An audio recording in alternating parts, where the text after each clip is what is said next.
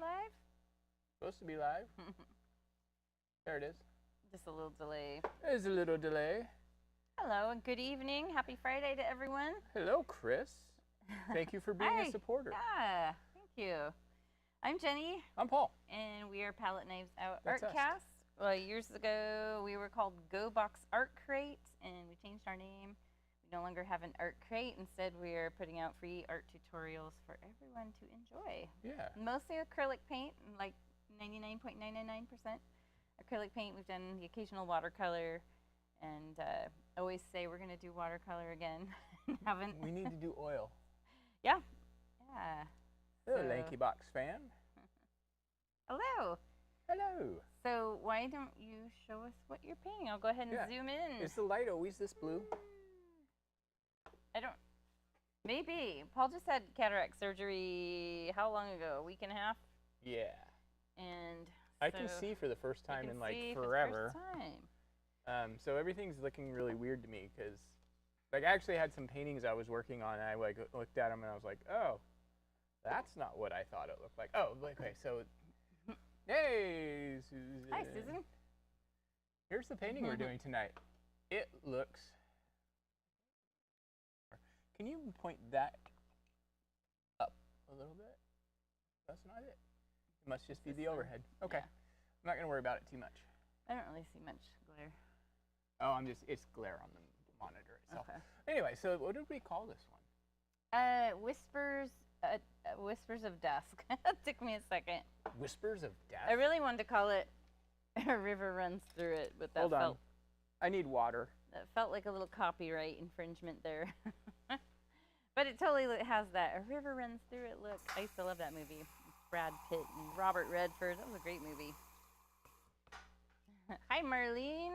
We are all glad Paul's surgery went well also, and he was very emotional being able to see the first couple days, especially when we went outside and he could see stars.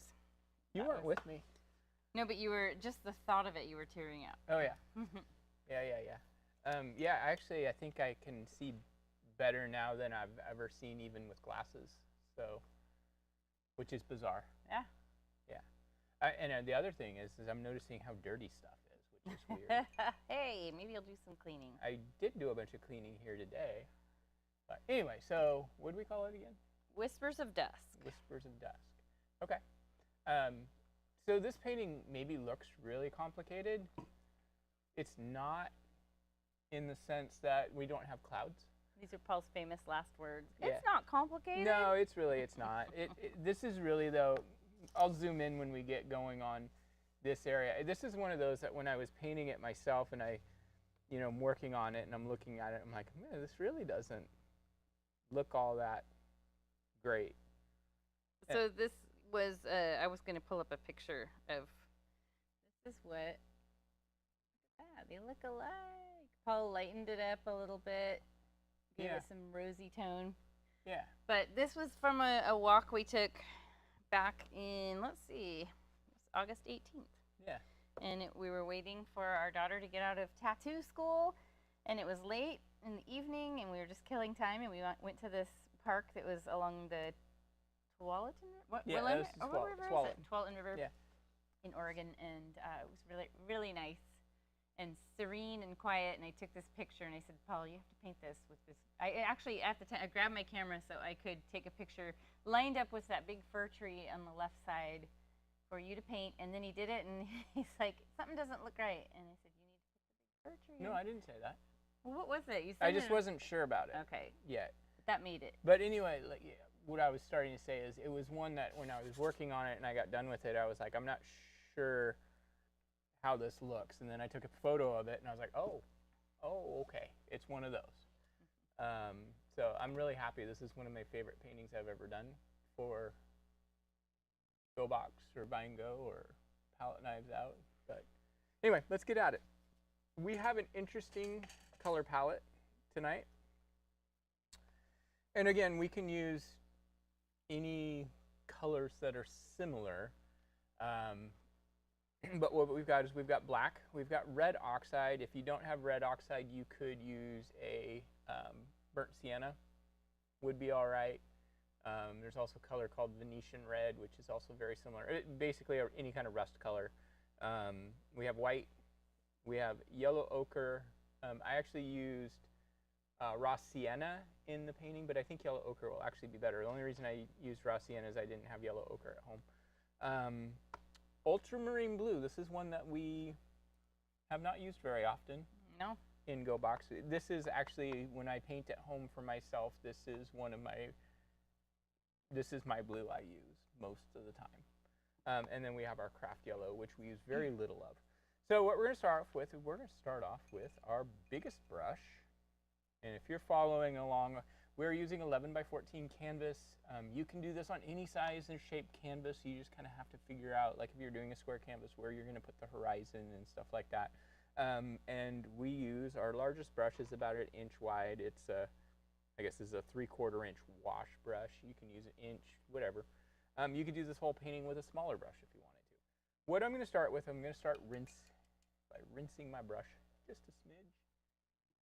And I'm going to start with a little bit of our red oxide. Now this red oxide is a different brand. This is a Liquitex Basics, right? Is that what we used? That sounds about right. Yeah, I'm just going to put one. We got it at Michael's. Yeah, I'm just going to put one stripe across, because this color is intense. Rinse my brush off. And this is where I apologize, but you have to move fast. I'm going to brush white right into it.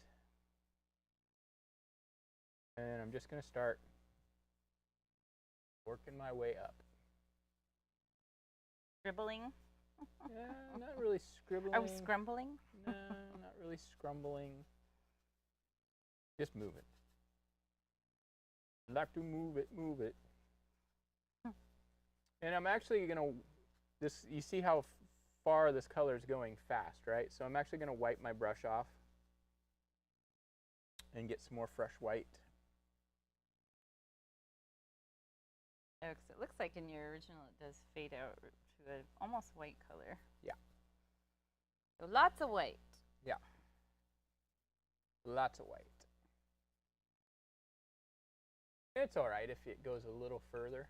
One of the things that we do in this painting is we don't worry about clouds. We don't worry about perfect blends. We just kind of let the imperfection of it all create atmospherical types of things, which might be clouds. It might be, I don't know. Just that big light. Yeah, if you want to. Okay. You'll have to tell me, does it need to come down, move backwards? Watch out for the bucket of water. Actually, how do I bring this down? This one? Yeah. Just be careful. It's kind of heavy. Is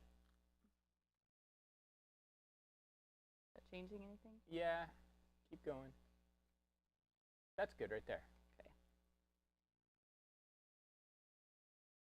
I'm going to stop once I get to about 3 inches from the top.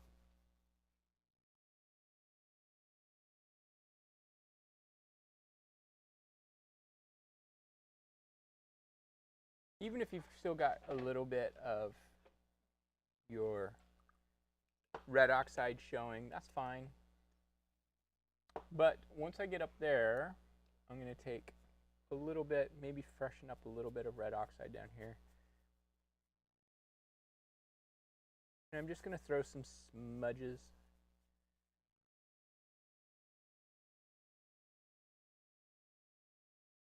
Horizontal streaks. Just about halfway down. You can add a little white as you do this. This is going to go through a muddy phase. So it's okay if it does. Now what I like about this, what's going on right now, is when we use these colors together, and it's these colors in particular. Again, these are colors that are very similar to what I use on my what would we call those? Portfolio, gallery type pieces. This is kind of my color palette. I like colors that are a little bit more muted and a little bit less intense. So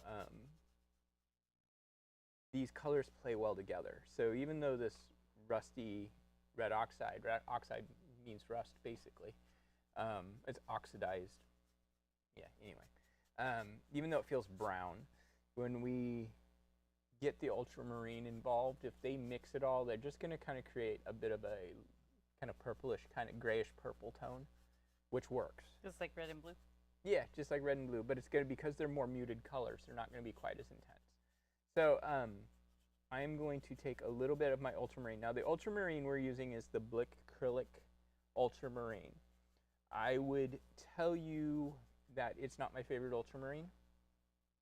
It is weak. It just pushes around on the canvas and you'll see it. It just looks like a grass stain. A blue grass stain. A blue grass stain. It's something about it, and we talked about this. We used this color actually in an in-person class on Saturday night. There's something about it that it just seems almost gelatinous, and it just pushes around. So the way we keep it from being too gelatinous and transparent, we're just going to brush a little bit of white in. Maybe next time we could just buy more expensive paint. You know what? Actually, we are going to start doing that. Those of you who have been with us for a long time and painted with us in person or were part of the Go Box Art Crate when we were doing the crate, we used the Blick Acrylic paints pretty exclusively with a few craft paints mixed in. But now that we're not supplying the paints and charging people for the videos and stuff, we decided, you know what? We can just use whatever paint we want. So we will also keep you guys posted on that. Like, what color, what brand are we using? Because it does make a difference. Like, ultramarine from one brand is going to be different than ultramarine from another brand or whatever. Same basic guideline, but usually the big difference is how much pigment's in it. And since a lot of these colors are synthetic colors now, it's also what's the source of their pigment. What's the source of ultramarine? I think the original ultramarine was ground up ultramarine rocks. That's an actual rock? I think so. I can Google it because I love like finding out these little weird factoids. When we get into Halloween, we'll start talking about mummy brown. Yeah, that'll be our next paintings. Will be Halloween, so yeah. You guys will have to let us know any ideas or things you want to paint. So here we're getting into a scary territory real quick. This transition, right? So I'm just going to use white. You were kind of right. Okay. It's made by, oh my gosh, this is one of my favorite rocks too. It's made, originally Lapis made by grinding. lazuli. Yep, lapis lazuli into a powder. Yeah. That is so cool. And they used to call this Sacre blue, right? The yeah. sacred blue. Is this the one that was the sacred blue? It is.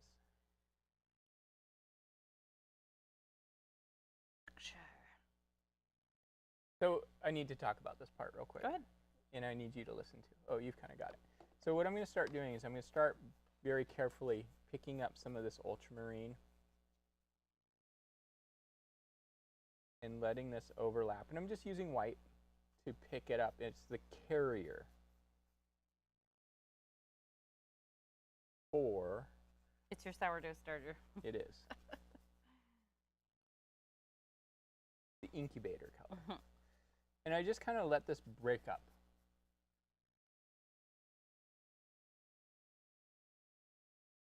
So the name derives from the Middle Latin ultramarinus, which literally translates to beyond the sea, because the lapis lazuli was imported from Asia by the sea. I mean, by sea. That's kind of a little less exciting.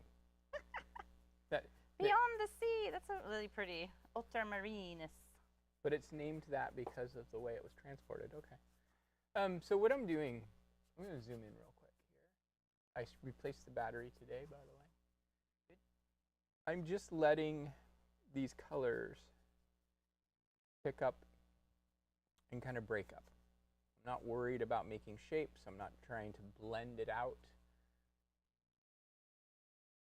They're just flirting. They're just mingling. This is something that I am becoming very adamant about when I paint, and that is not trying to blend when we're doing something like a sky, because the sky has lots of atmosphere and stuff anyway, right? So, you know, I wonder if that light's just too bright. You have a way to dim it? Yeah. Yeah, it's casting a pretty dark shadow. What red can be used instead of red oxide? What I would do is you could use regular red mixed with a little bit of burnt sienna. Or just try burnt sienna alone is going to be very similar. Not quite as red, but he's right, yeah. I think just mixing a tiny drop of red into some burnt sienna would help you along. Burgundy would good too. You could do it with burgundy too. Burgundy's quite a bit darker. It is, but if you added maybe a little yellow to burgundy or something.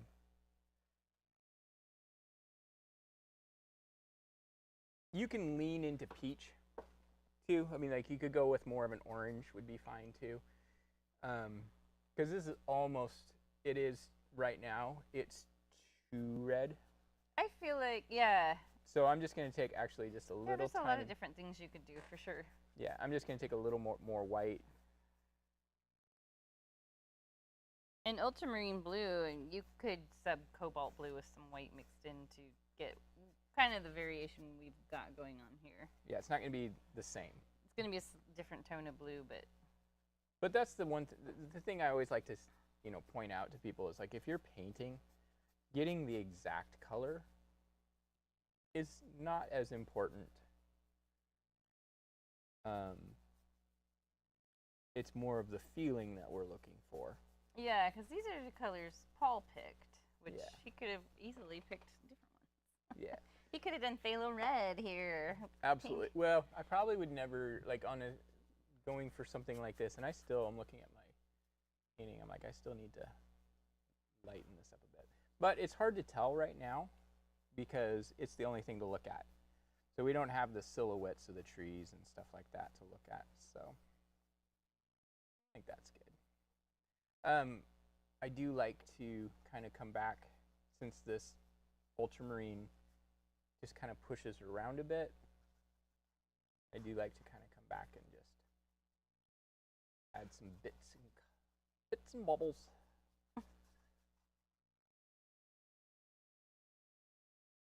Add a little extra here and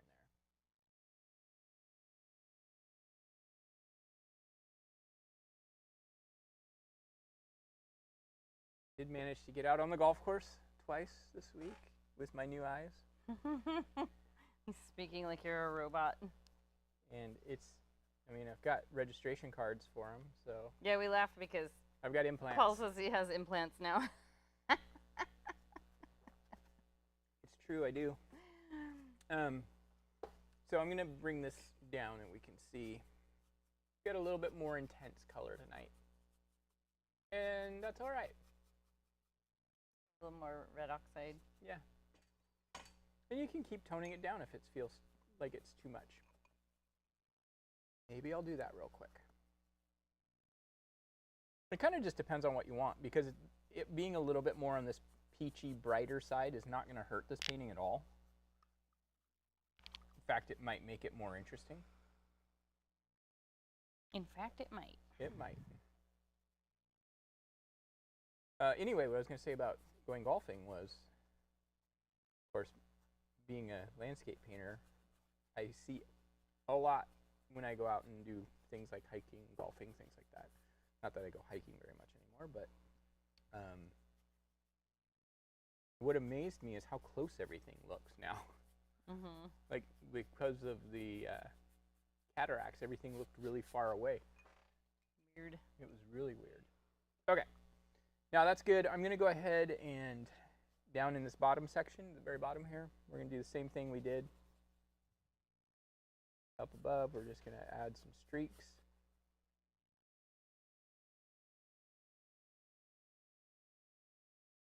You can kind of just let it fill into these gaps that you missed. Again, I'm using white as the carrier for the blue.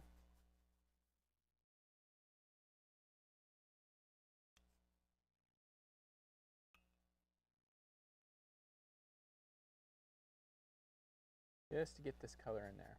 This beginning phase of this painting feels very, very watercolory to me.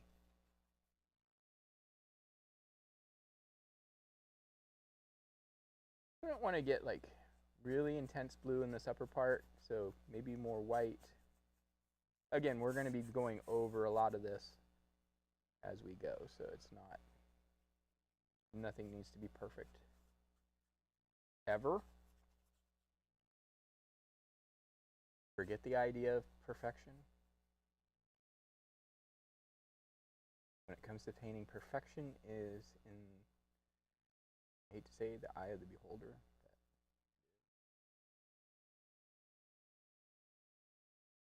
Other people might say your painting's perfect, but I guarantee you'll probably never feel like yours is. You think that's true? Mm-hmm. Definitely. I see it with the students all the time in life classes where they'll be talking about how good their neighbor's painting is. And you look at theirs and it's like, well, yours is every bit as good. I've even and then they think you're lying because you're supposed to say but that. I've even seen it like where they actually, their paintings actually look the same. Mm-hmm. Because you do tend to mimic the person you're next to if you're new. All right, cool. I actually like what just happened right there. All right, so we are going to start now. I'm going to bring this down mostly so I can establish like kind of where my horizon line. I got my horizon line almost exact. Trying to figure out how far up. I'm coming up about halfway. So about halfway from my horizon line to the top of the canvas or so. And what I'm going to do is I'm going to take some black, and this is rare. I don't do this very often. So early in a painting, I'm going to take some of my yellow ochre, a little bit of ultramarine,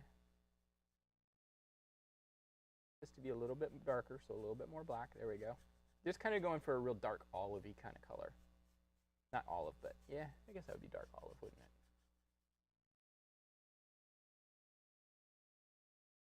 Dark army green. And what I want to do is I'm just going to real lightly sketch out this hillside that comes down, and I'm just going to kind of go, okay, it goes all the way over here. Kind of drops down a little bit here. You can see that's really not the prettiest color, but that's okay. Doesn't need to be pretty yet. Just our foundation.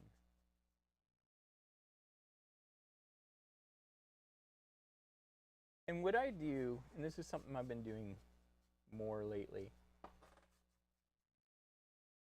I kind of brush up and down the fill. And this is mixing with the color that's underneath a little bit, and that's okay. We're moving quick, so that's going to happen.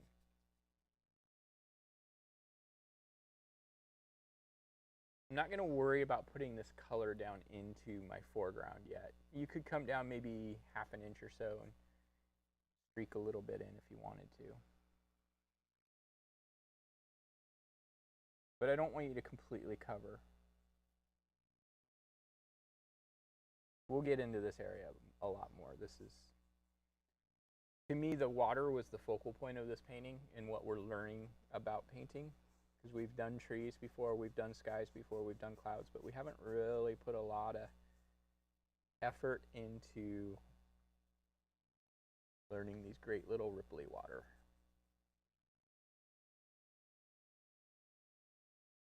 Jenny, do you find that when you look for things to teach, look for ideas, do you ever feel like you're maybe doing something that you feel like you need to work on too? Yeah, I have before, for sure.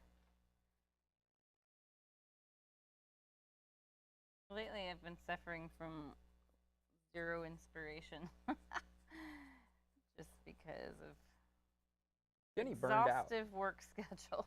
Jenny burned out.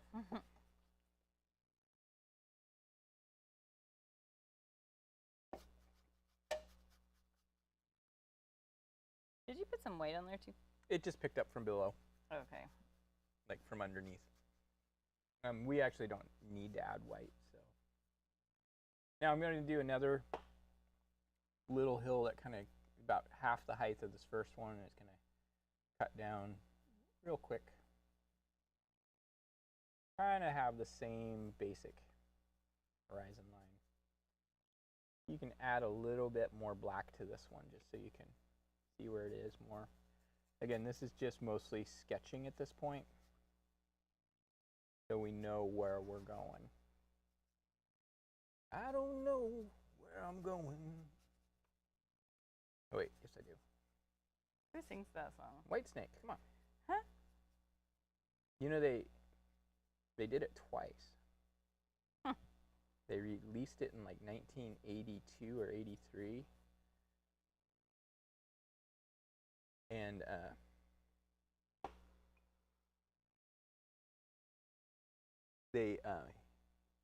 he didn't think it sounded masculine enough. Okay. Yeah, so they redid it with more of a masculine tone.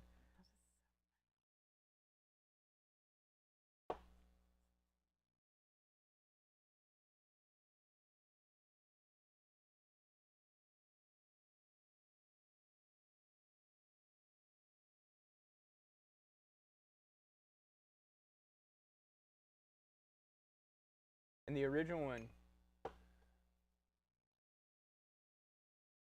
so the version that was really popular, he said, like a drifter, I was born to walk alone. Like a drifter, I was born. Yeah, the original said like a hobo. Okay. I'm glad they changed it. And so he didn't like that because of the era of the mid-'80s. It sounded too much like another word that was not masculine enough. Think about people's sexuality. Hobo. Oh. Yeah. So this is one of those. Was he being homophobic? He was being homophobic. But that was a big part of the reason why they redid it. Homophobic. So there you go. There's your useless fact of the day that White snake, useless music fact. Oh, David Coverdale. Worried about being all masculine with all that hair and all the glam makeup. You know, he didn't do the He glam didn't do it. makeup. No, Whitesnake didn't do that. Okay, this is a good foundation for where we're at. I do feel like mine has a little bit of this, the sky up in here. You can see how much that changed. That sky is really a lot warmer than the original, but I like the little pockets of the peachy color. up yeah. there. I like do wanna feel add like that. up in here, though, I've kind of still got a little bit of. That thing took forever to print. Where'd you set the print settings at? It must be set really high. You know what? Last time you were in here, you were printing photos. I don't know if I want to restart it. Not even halfway through. How many are you printing? Well, I'm just doing 49 pages right now. Oh, geez. I know, but if I stop it, You know let's see what? what page it's on. Our viewers don't care. Okay, we're gonna stop you.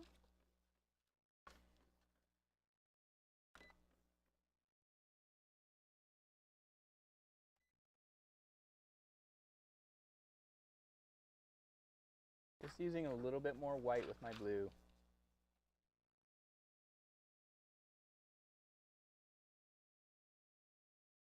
Yeah. Set to photo matte paper. Good one, Jenny. I didn't know it would save settings.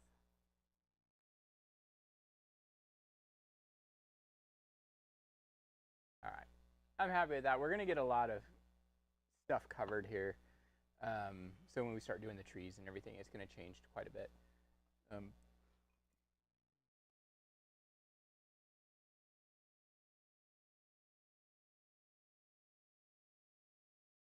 Just checking to make sure that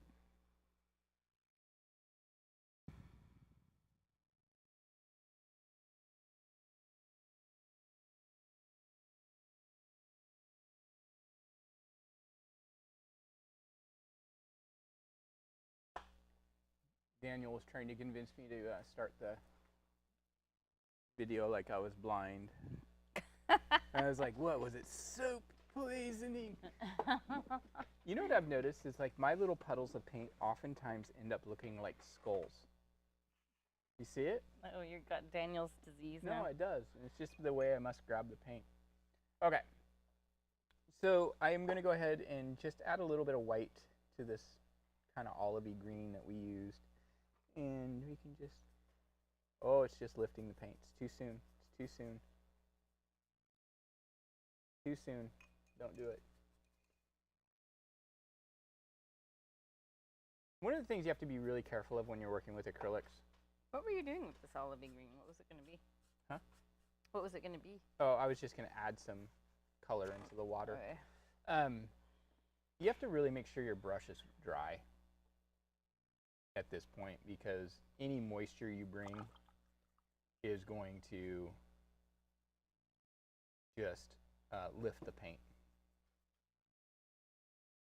Add, just mixing up a little bit darker. Just a little darker, so I just added a little bit more black. Yeah, I want it to be pretty dark. It's like just like a dark Bronze. Looks like anodized almost bronze. bronze. Yeah. I'm gonna go ahead and switch brushes real quick though. I'm gonna switch. I'm actually gonna use my number 4, which is about a 1/4 inch wide, maybe not quite a quarter. And I'm gonna take this color because I want to create a few what we'll call focus trees. Go ahead and zoom in. Okay. So for the focus tree, what I'm gonna really do is I'm just gonna start An edge of your brush. Yeah, and I'll just go down maybe an inch or so. And this is kind of something that maybe do a couple little dabs up above it. I'm trying to get away from kind of the generic trees we've been doing. Not that there's anything wrong with them. What are you talking about? Yeah.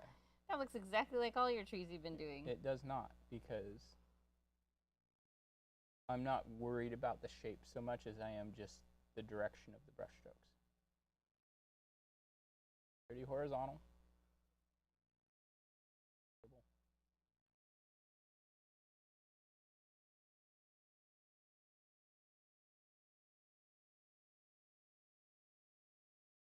And don't worry about, like, I've kind of got this little bit of a weird transition. I'm not going to worry about that at all right now, because when we come back in and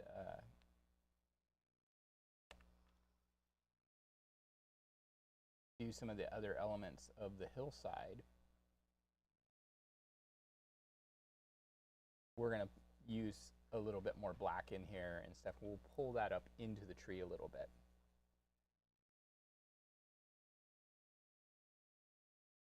So the other thing I like to do is, I don't like having this hard line. We need to break that up. Which hard line? I didn't see what you're pointing to. Oh, okay. Yeah, I don't like it looking like it was drawn on. So I just take my brush, I turn it so it's vertical like this, and just kind of scribble. Maybe let it pop up a little bit here and there, create top of a tree, maybe a little further away, who knows. There. Tree there.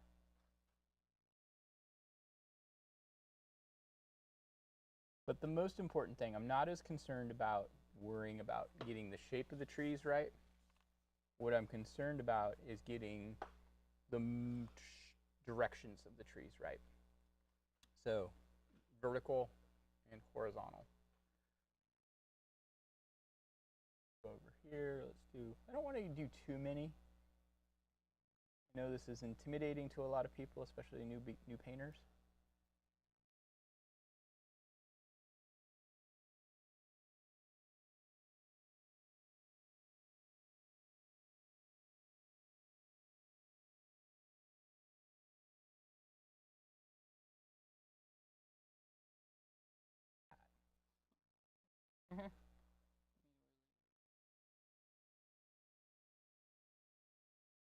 Mix up a little bit more paint.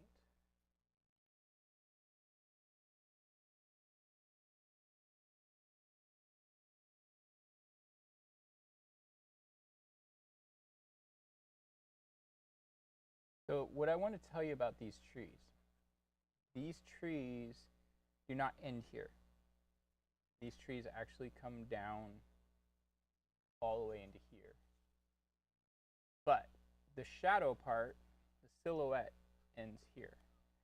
And then as we work what we'll do is we'll add darkness back in, and then we'll add highlights, and I'll show you what I'm talking about. So you can see what I've done is we just put highlights that look like branches in the darker area. So this tree looks like it comes down, this tree looks like it comes down. We'll add a lot of texture in this area, but for right now, we're just going to keep working. Again, I don't want to goo. I don't want to goo too many. You're gooing too many. Because it's really easy, like honestly, to overwhelm painting with too many trees. Especially if you like painting trees like I do. I think you grew up in Oregon.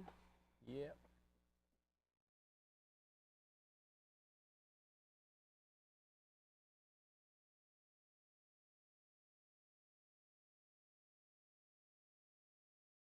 And maybe when you get further down this left-hand side, all you're really doing is adding just a little extra peak of a vertical little tip of a tree without actually painting the whole detail.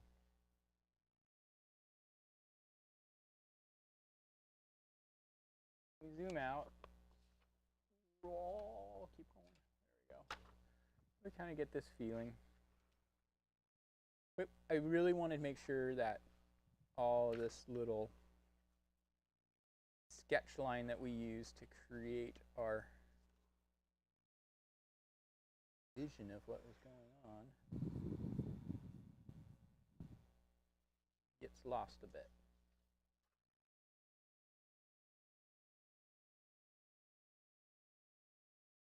Careful not to create a pattern. It's really easy.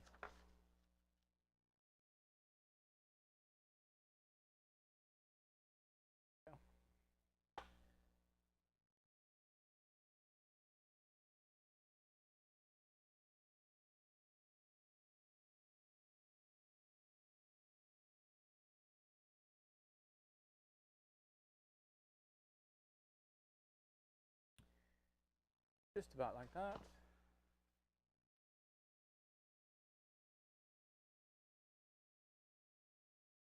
Ugh, getting back in these chairs is a challenge. I don't roll very good on this carpet.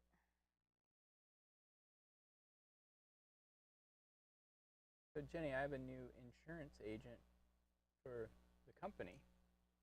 Okay. And they popped in yesterday. He's a young guy, and he's like, there's two. One's like the one guy I've been talking to for years, and the new one's the field rep, right? Mm-hmm. And the regular guy's like, so. You're like, you're too expensive. No, actually, I didn't actually talk about money at all. They asked, he's like, who's the artist? And I was like, oh, my wife and I, we teach painting classes on YouTube. And the young guy was like, really? What is it? He's like, he took down our information because he and his wife have been looking for fun things to do. Oh, that's cool. So Guillermo, you're out there tonight. Guillermo. I might have seemed like I was busy eating my McDonald's and ignoring you guys, but I wasn't. I wasn't. All right. Now, on this left-hand side, we've kind of got these taller trees. So these trees actually go up. They don't go up quite as tall as these top ones, but they're going to feel bigger and taller. So you might end up using, maybe switching to your number 8 brush. But there's really just like, there's a couple, there's a little bit more separation, and then there's a couple that kind of go up into here that get lost in the foreground tree. So I am going to add a little bit more of the yellow ochre, because I do want these to, I don't usually paint trees that feel green, but I want these to feel a little bit greener. So these ones I am going to kind of give a little bit more of a droopy feel. Do you remember, is there like a Droopy McCool? Do you remember Droopy McCool? No. Wasn't that a cartoon character? I have no idea. I don't think I've ever heard that name. Never heard that name. No, but I didn't really ever remember Grape Ape either. What? You got to watch a lot more TV than I have. There was wood piles to move. My dad was the type that's like, if you've got time to lean, you got time to clean. We just moved the wood pile. It needs to go back where it was. I changed my mind.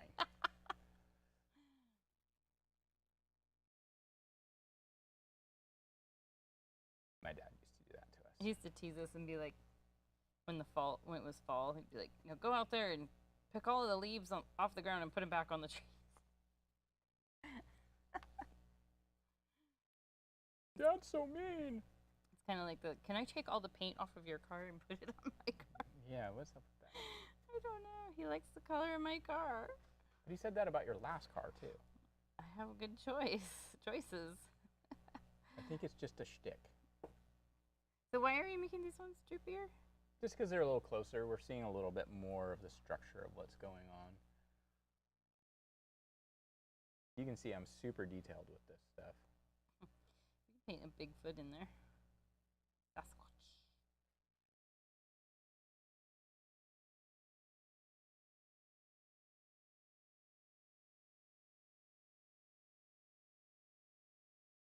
Remember, there's branches that come towards you, too. So... What? They don't just all part right down the middle? They don't. Oh, the camera's there. And this last one over here is really just going to be, it's going to kind of stop right in there. And there's not much going on with this one. It's just blobs.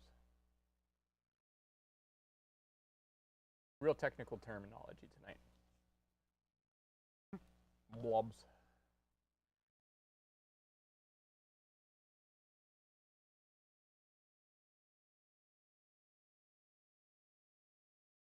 And again, we'll kind of come back in here and add some darkness.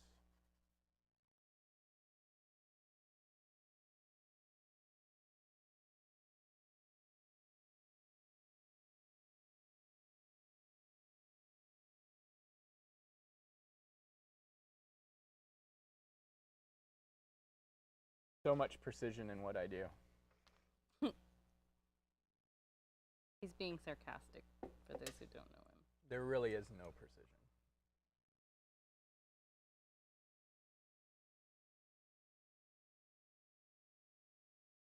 I'm just going to take a little bit of this dark color again and just... I'm using my big brush now, but I like to...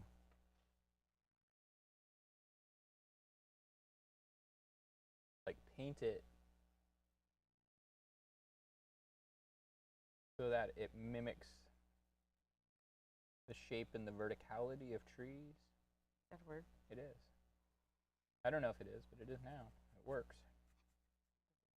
It does. It explains what's going on.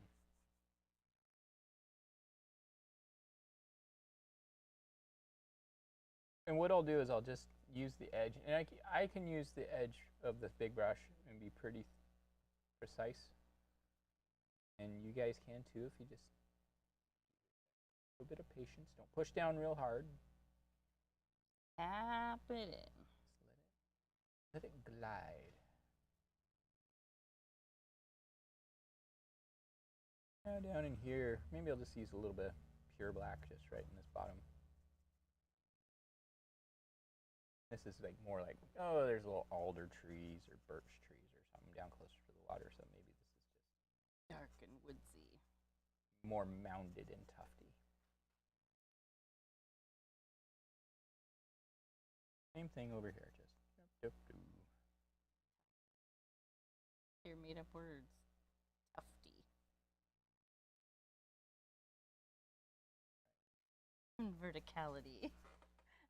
I am challenging the idea that a picture is worth 1,000 words, and I'm saying a word is worth 1,000 pictures. How tufty is your verticality? Tufty sounds like we're describing our dog. right now, yeah. She's very tufty. I told Paul, has long hair. She's a Shiba Inu, a sesame color one, and she's purebred. But her 2 of the pups in the litter had long hair, which is a genetic anomaly. Both parents have to carry a recessive gene, but right now, because of her coloring and how much she's shedding, it comes off in tufts. They blow their coat in little tufts, so she's tufty. But I said she looks like a faux fur, a really raggedy faux fur 1980s rabbit fur coat. Faux rabbit fur coat. Somebody had one. I remember somebody in my middle school had one, and I can just picture it perfectly, and it looks just like Tufty Ticky. All right. So one of the things you have to be careful of, like we're moved pretty fast on this painting, and we're doing a lot of layering. So I can see I just did it right there, lifted paint. And what happens is if you go over an area where it's not quite dry, it might feel dry on the surface, but if you've got any moisture on your brush, it'll just lift the paint right up off the canvas, and then you've got a problem because it's hard to get it back. Okay, so I'm going to take a little bit of my yellow ochre. I'm going to take a little tiny bit of red oxide. What brush are you using? I'm using the number 8 now. A little bit bigger than our number 4. And I'm just going to take a little bit of this color. Almost like a peach color. Yeah. Like a little more yellow ochre than the other. Yeah, and our red oxide is really intense. Mm-hmm. And I'm just adding texture. Like I don't want you to fill this in. Let me zoom in.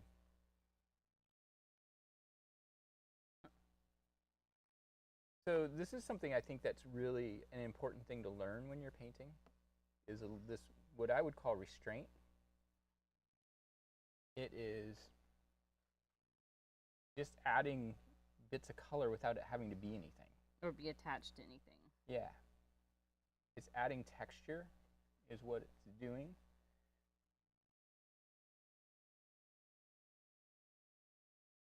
So look at a hillside and squint your eyes.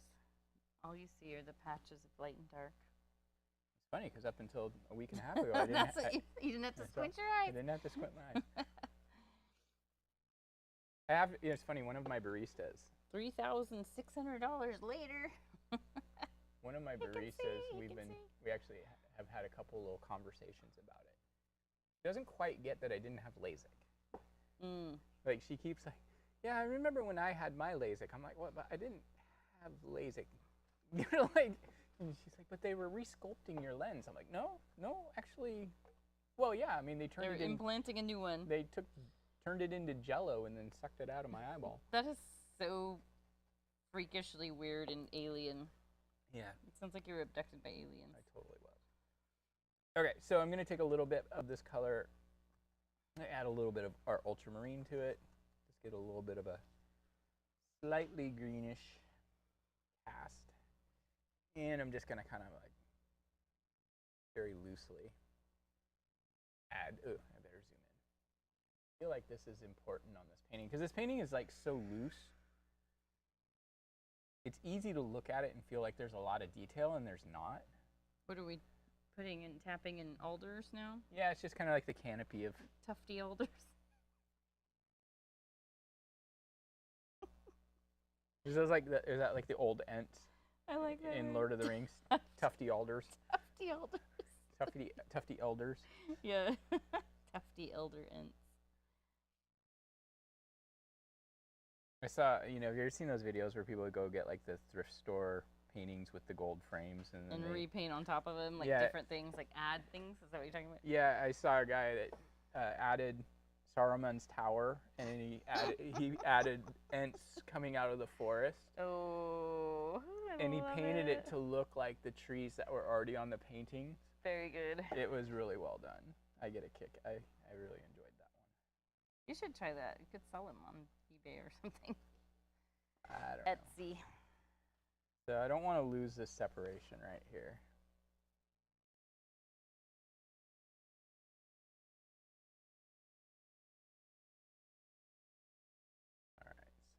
I also don't want it to feel like there's like a hard line. Okay.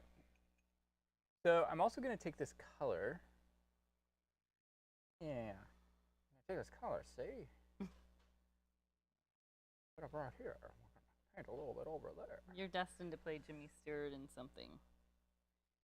We could do the Miracle on 34th radio production. Oh my gosh, I would love that. So I'm going to take this color, and I'm just going to slide it right along here. Maybe add a little bit more blue. I wonder if the rights for that are on the public domain. I think they are. Really? They might be.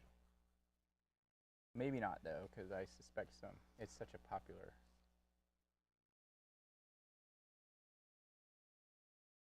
I actually, we watched that for the first time a few years ago. Yeah.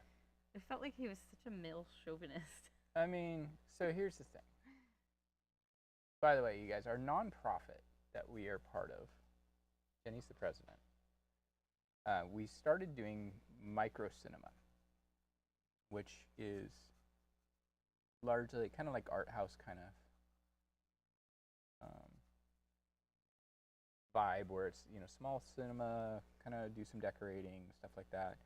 We have no budget, so we're having to do public domain films. A lot of them have not aged well. Yeah. They just don't hold up to the modern day way of speaking. Well, and yeah, so it's been a little bit of an interesting journey. Yeah, explain what happens at the end of McClintock. McClintock. So we did a John Wayne movie called McClintock, and the person who's, bless her heart, she was trying. She picked the movie, hadn't really reviewed it yet, but it was a highly rated movie. Yeah, if you Google most popular public domain movie, it's #1. It was really high up there, and it also has like a 93% on Rotten Tomatoes. I mean, it's like this really well-rated movie. And I had been teaching across the street, so I came back to kind of, by the way, same color. I just added a little bit of craft yellow to it to make it pop a little bit. We can tone that down a little bit. Caught the end of McClintock, and it's John Wayne and Catherine O'Hara. No, Maureen O'Hara. Maureen O'Hara. Catherine O'Hara is the younger one who's in Schitt's Creek. That's right. Maureen O'Hara. Anyway, and kind of the finale climax of the movie is she wants a divorce, and he kicks the door into her room. John Wayne? Yeah, kicks the door in, and she's changing, so she's in her Western bloomers.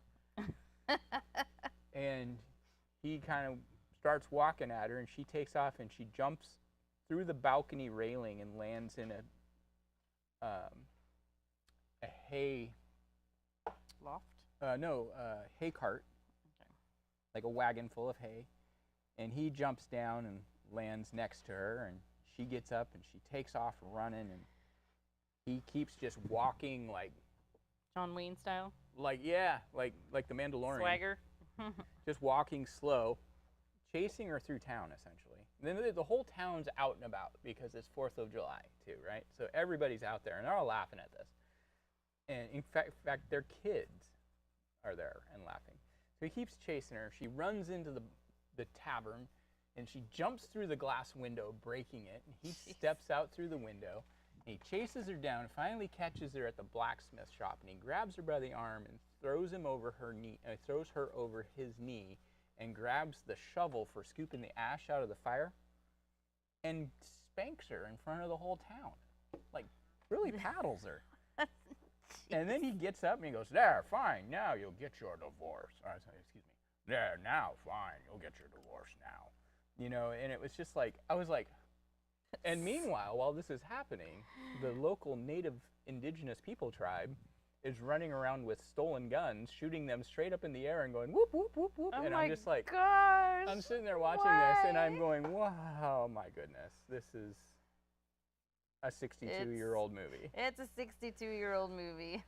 So then that brings up the question, is as an arts foundation, do you present it and say, okay, well, this is just the way it was back then, take it for what it is, or do you really go, okay, we should avoid things like this? I don't know. It's a tough question. Ugh. I don't enjoy the movies, but I also recognize that it was a different era. Yeah. But that doesn't make it right. I don't know. It's a tough one. We have a lot of young people who are part of our organization, and they were not super thrilled. They're all Gen Z. Yeah. They were not thrilled at all. They were not thrilled at all. They were like, oh my gosh, what did I just witness?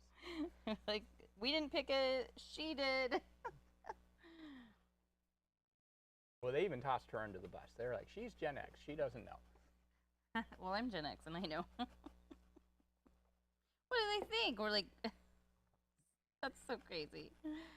I don't know, but I'm thinking about getting up at 4:30 in the morning and having dinner by 4 tomorrow. What about you?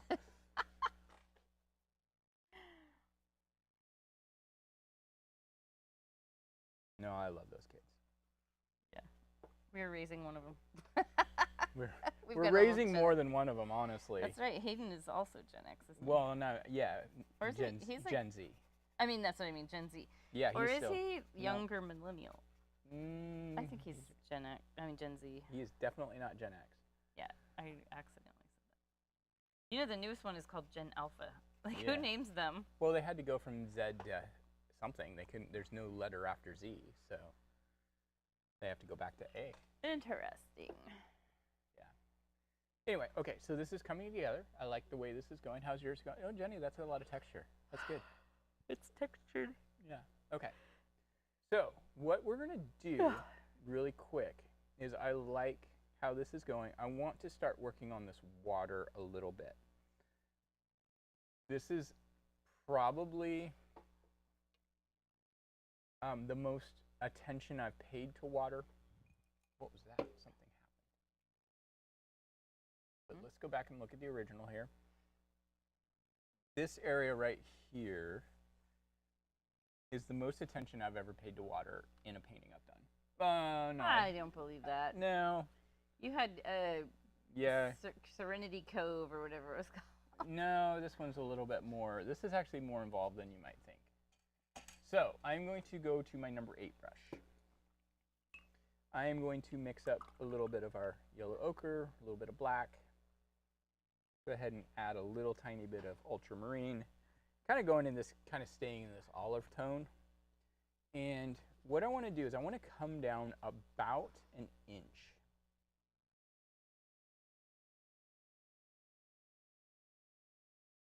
And we're going to fill this in pretty thick. And if you'll notice, I'm mimicking the hillside a little bit, not exactly.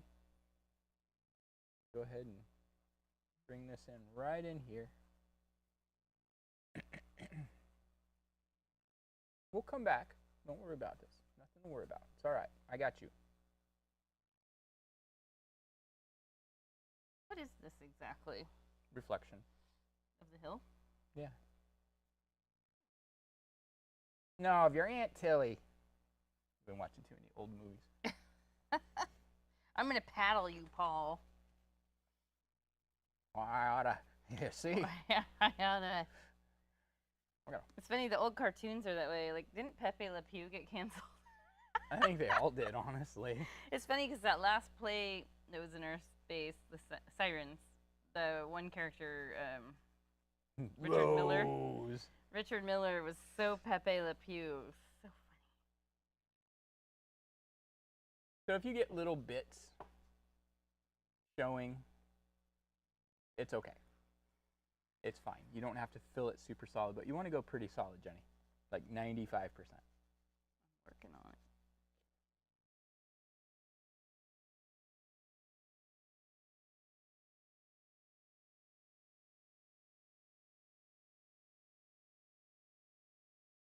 I'm going to do the same thing over here. I'm going to come down about the same distance.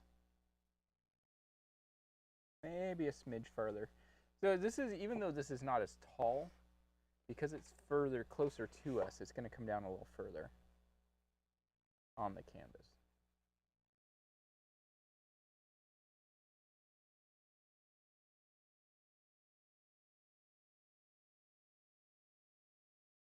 And I'm trying to keep my brush strokes going side to side.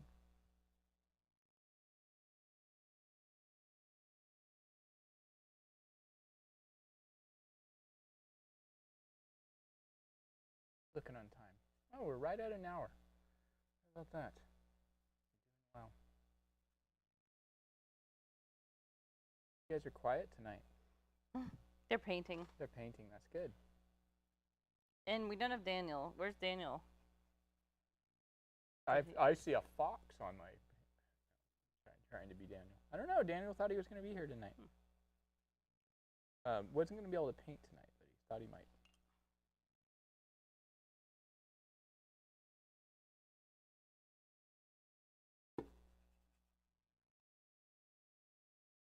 Okay. So, what we're going to do next is the same color. And you might choose to use your smallest brush for this. I'm going to start off with this number 4. What we want to do is we have actually only painted up the reflection about 2/3 of the way. Oh, you're enjoying the banter. Okay, that's good. I'm glad. All right. And now what we're going to do is we're going to let this reflection break up. So I'm going to keep my brush going horizontal. And I want these to be almost like little dashes. Same color? Same color, yeah.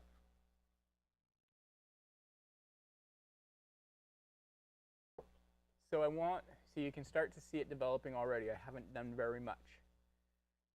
It's this edge.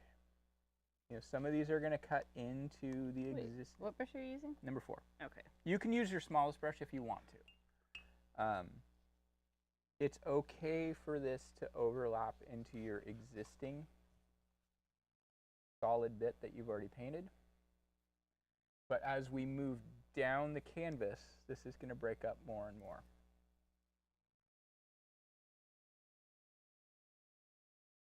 And maybe I'll look, there's a tree here, so maybe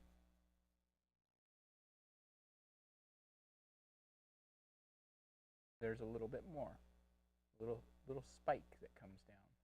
But I don't really want you to think about reflecting the actual image. I just want you suggesting that there's color.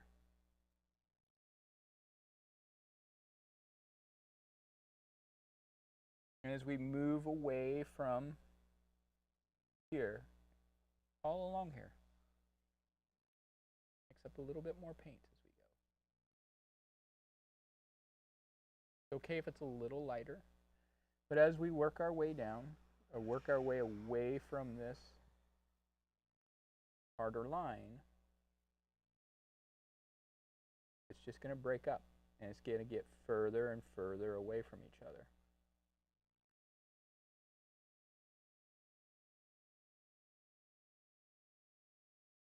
They don't necessarily get smaller.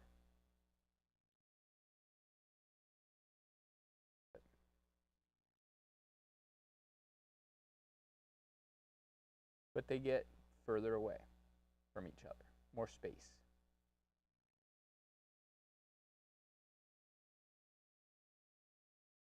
And what we'll do is we'll come back in a little bit later and we'll mix up kind of there's a color I use in paintings like this where it works as a highlight in light areas and a shadow in brighter areas. So it'll be a highlight in this darker area, but it'll be a shadow in this lighter area here. And we pick that up and we bring that into the shadows, we bring that into the light, and it helps kind of stitch everything together. Did that again. You're like flashed. Flash.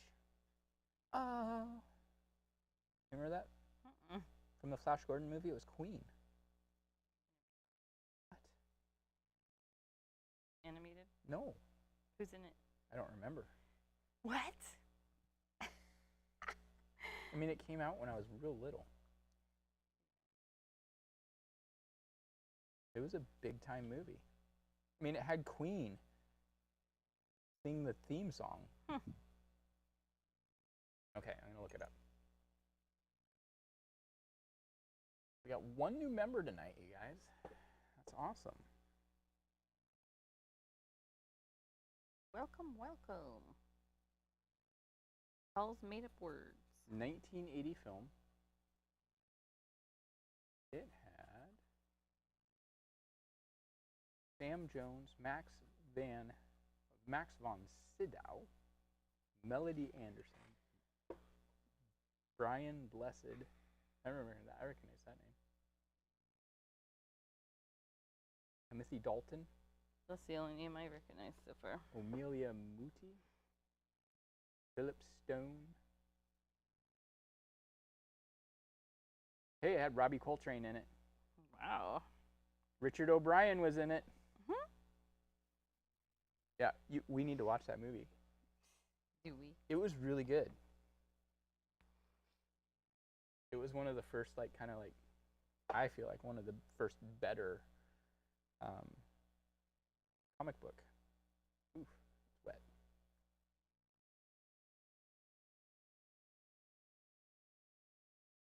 So we've got these bigger trees on the left. So these are going to come down further. We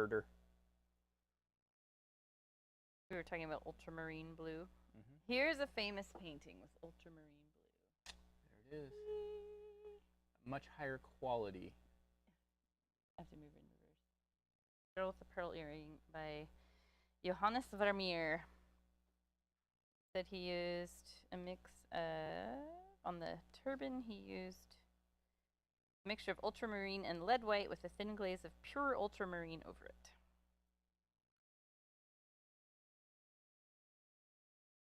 Left-hand side, this is going to come all the way down because we're going to be covering this anyway.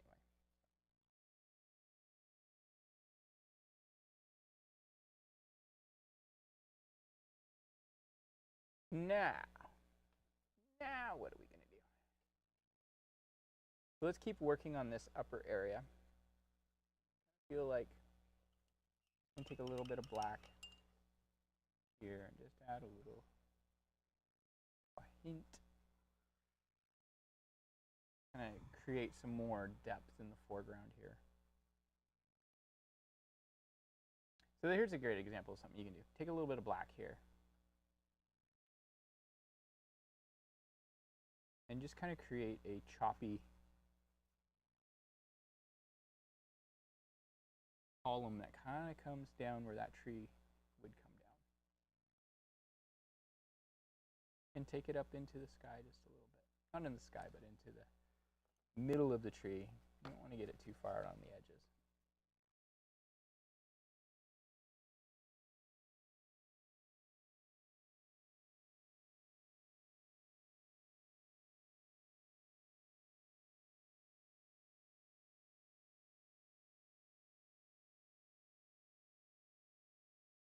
Scribble, scribble, scribble, scrabble.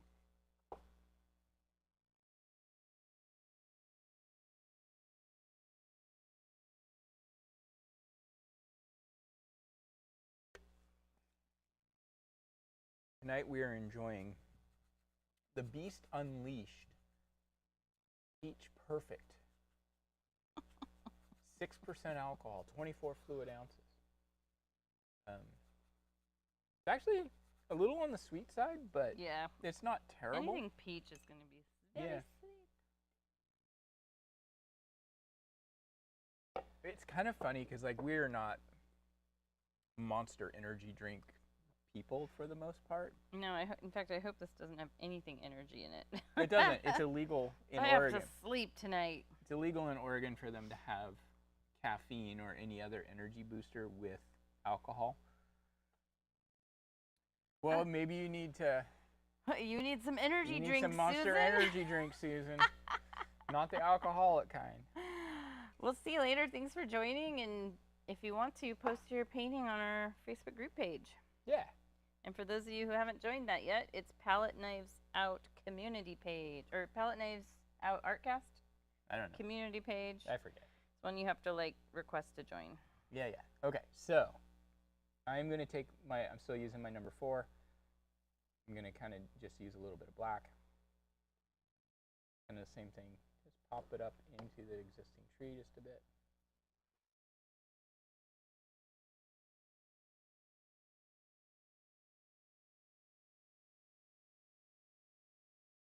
And if you get, like, if you feel like the black's too intense, that's okay.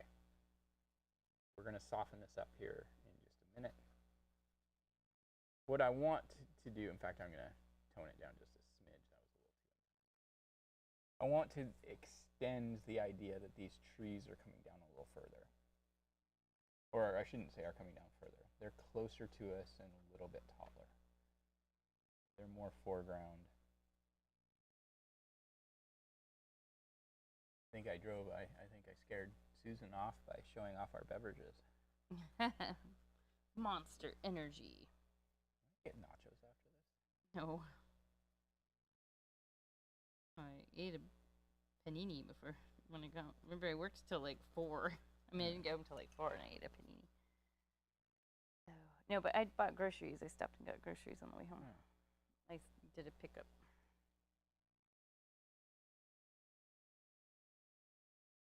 Well, that's no fun. I got you something too, remember? But then Greta took it, and I got. You've got enough stuff to make nachos. You don't need the margaritas. You have a giant beast unleashed. Oh, I didn't want margaritas.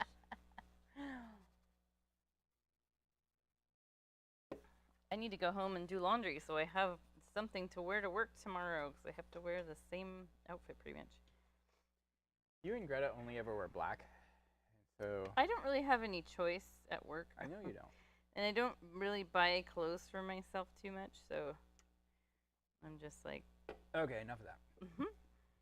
So, I'm going to rinse off my number 8 really good. You got that? Number 8, really good. I'm going to mix up a very pale blue. And I don't know that I can stress enough how pale it needs to be. It needs to be just blue enough that it's not pure white, but not so blue that it looks blue. And what I mean is, I look at this part. This is pale, pale blue. This is pale, pale blue. And what happens sometimes is when we start doing this type of work, I've seen it, Jenny, you've seen it. People use too much blue, and it looks blue. Sacre bleu. It looks blue. And the problem is then it doesn't look like it belongs. So that's just about right there. I'm going to take this very lightly.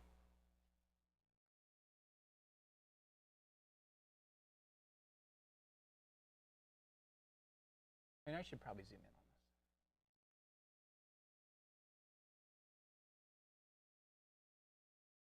Yes.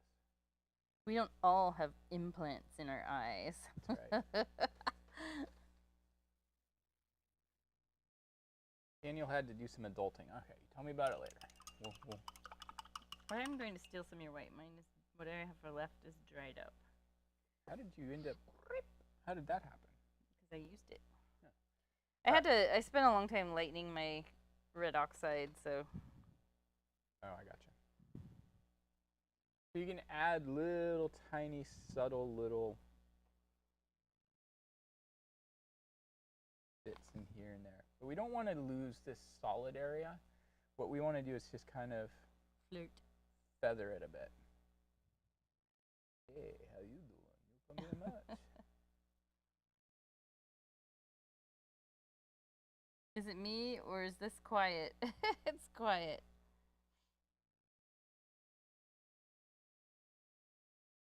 We're all just adjusting that it's now fall. Yep. You can add a little extra white if you've got like this area in here. You want to kind of brighten this up a bit. But what you don't want is you don't want to just come on here with just pure white. What would happen? It just doesn't look right.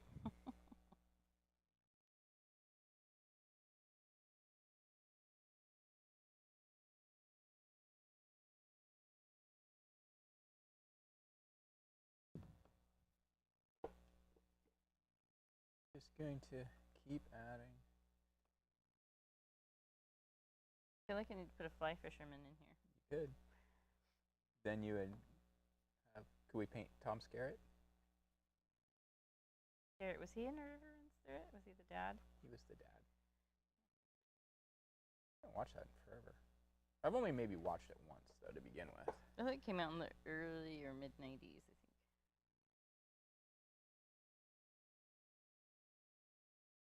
Well, who was Robert Redford? Oh, he was Brad Pitt's character. Yeah. Grown up. Okay. Yeah.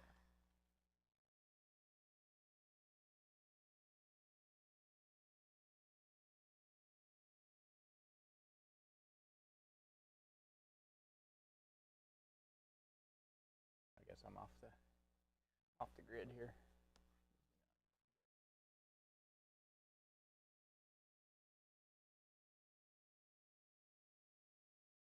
Add a little extra blue.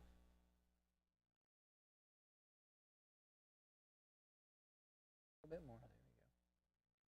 There we go. Just a little extra blue right there. Is that your Ross Perot or is that your George Bush? That's my George H.W. Read my lips.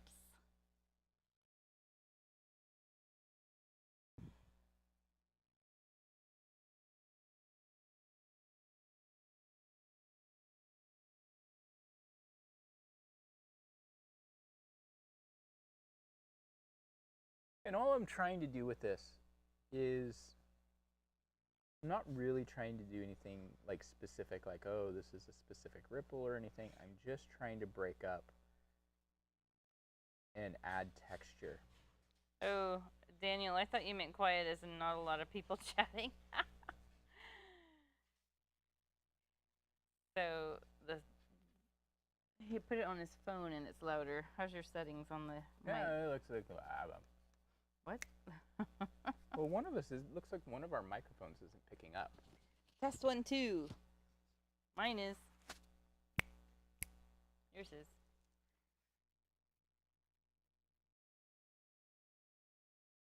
Is it though? Yeah, it is. Well, it's only one of our mics that's picking up. You're using a weird cord. Is this better? No? Okay, so. Jenny's is louder, he said. Yeah. You had to use the cord. Why'd No, you it's use not that. that. It didn't change it. So, well, it's just Jenny's a lot louder as a whole. It's because I have not great hearing, so I speak loud. Let me see. I spent my life projecting while teaching painting classes live. Okay. Testing. Uh-oh, we got Paul in tech mode now.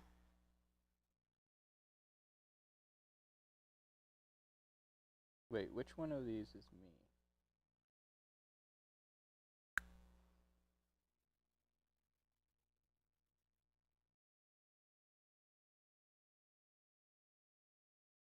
Testing. Is that better? That looks louder. I don't know.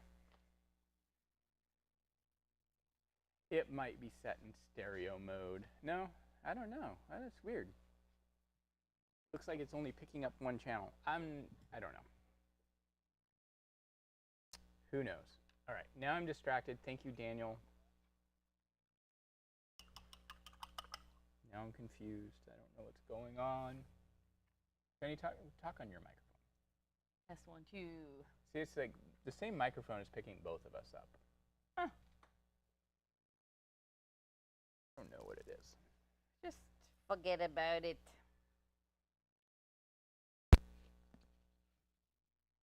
Try this. Is this better? No. Yeah. Like I'm literally right on top of it. Oh, wait. So it's my microphone that's picking. Doing. I don't know. I don't know which I don't get it. Sorry, guys.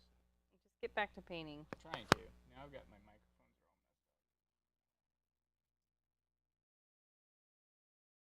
are all messed up. Oh. Ow. Buzz butt. Okay. So yeah, all we're doing is we're not really trying to add anything specific like, oh, this is a ripple or anything like that. We're just breaking up the texture.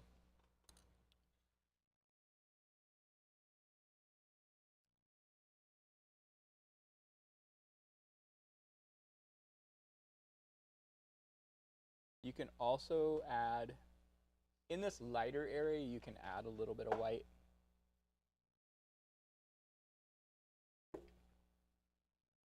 But I'm trying to break this habit of relying on just white or black. You know, it's just easy.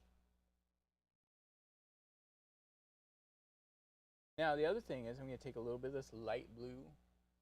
Right back here, there's like a little inlet.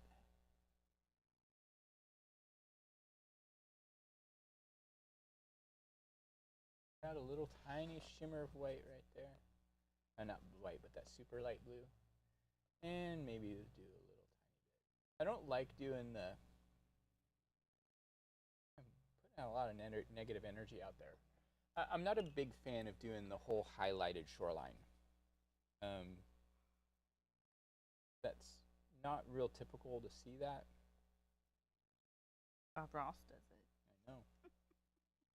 Yes, it's typical to see that in painting, but it's not typical to see that in reality.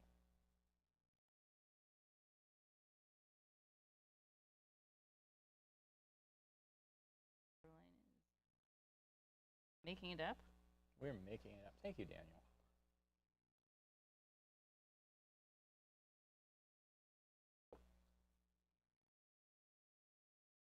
Boy, the neighbor's being loud right now. Well, let's set his alarm so he's leaving. Yeah.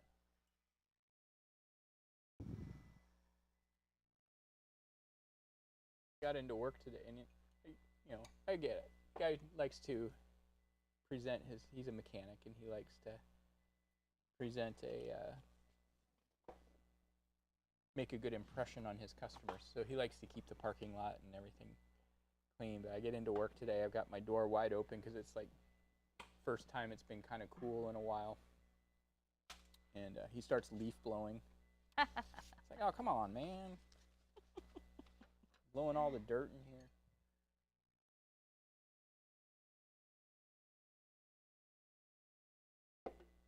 So if any of this, like if you end up doing any of this too much,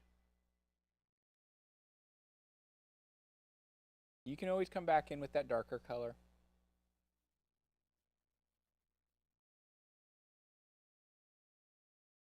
Yeah, see, I just did a little too much myself.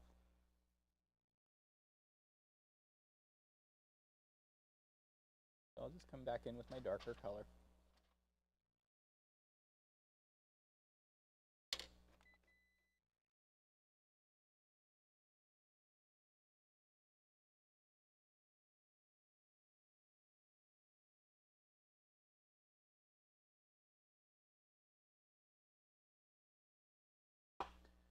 There, I like that. I still feel like that's a little too intense. There we go.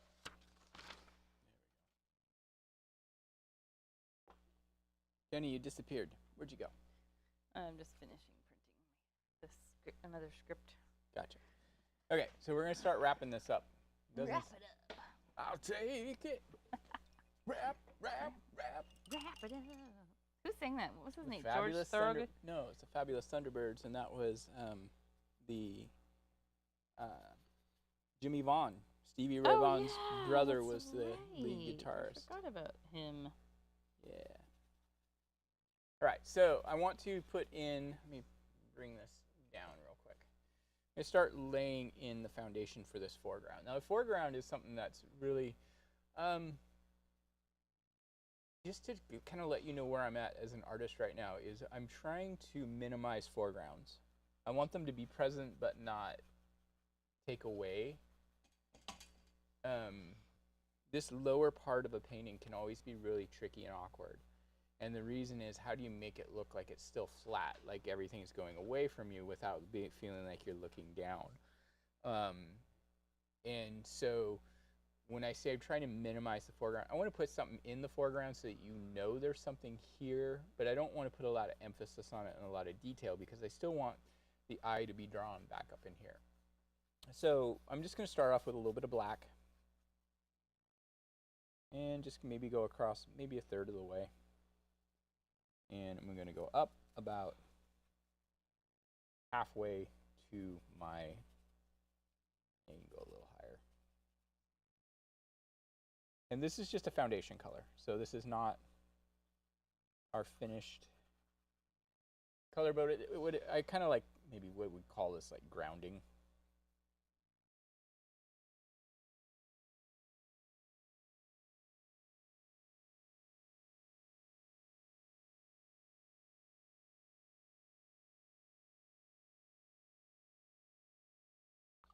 Daniel, are you quoting the Fabulous Thunderbirds?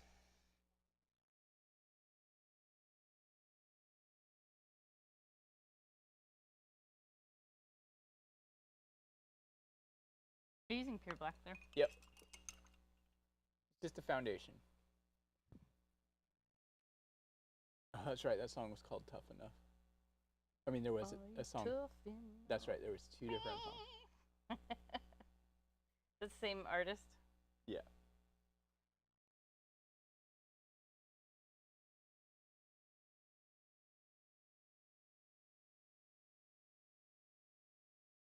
So right now, I feel like this back hill feels a long ways away. So does this one.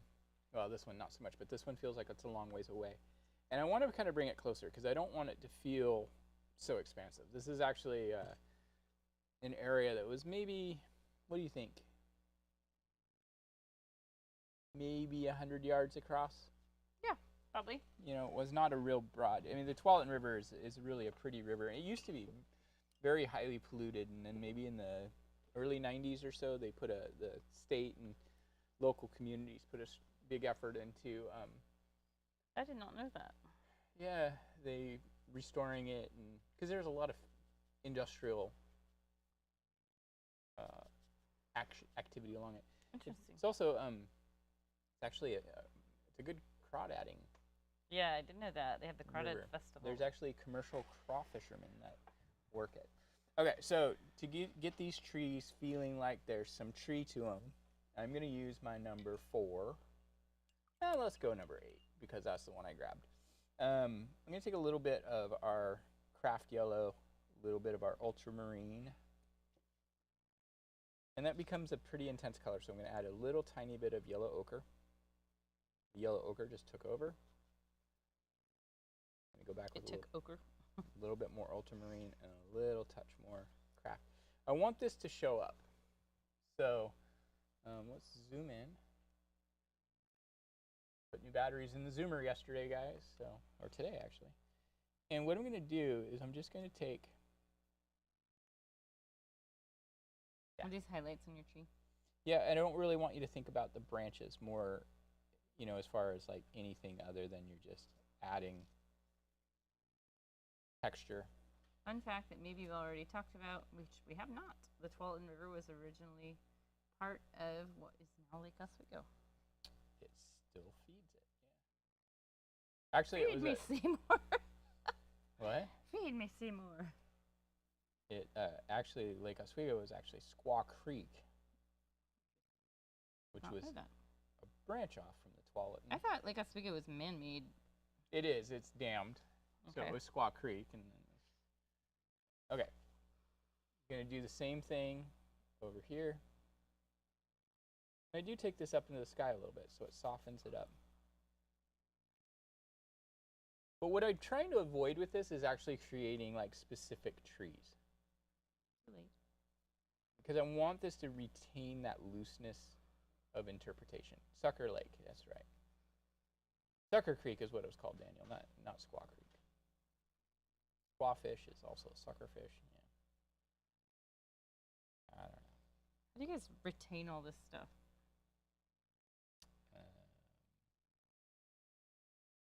Nerds. But what about the Lamprey Eel Festival? So, that's in Oregon City. I did know that. Did you know that Grand Ronde is redeveloping that area on either side of the river? No. Yeah, hold on. Oh, good Lord. Yeah, we're all awake now. Thanks. I don't need an energy drink. You know the areas that they've been talking about developing into breweries and stuff like that. Ask you, is it that one area that we've always laughed at and said that would be a terrible place for? No. Because right by the falls. Yeah, but on the Oregon City side or the Westland side? Oregon City side. Yeah, we've driven through there, and there's this weird building that we're like it's kind of like would make a cool little like restaurant because it's right on the river. But then No, not you that walk one. out and you cross the railroad tracks. No, right at the falls. Okay. The big industrial. Where it was like the mill. Yeah. Interesting. Yeah. So they're gonna develop it, maybe? They're already working on it. What are they putting in? I don't know exactly what it is. Oh, that's I was reading cool. about it the other day. Oregon City has. They've gone through some really good changes down in there. All right, so I'm going to zoom out. And you see, I just did some.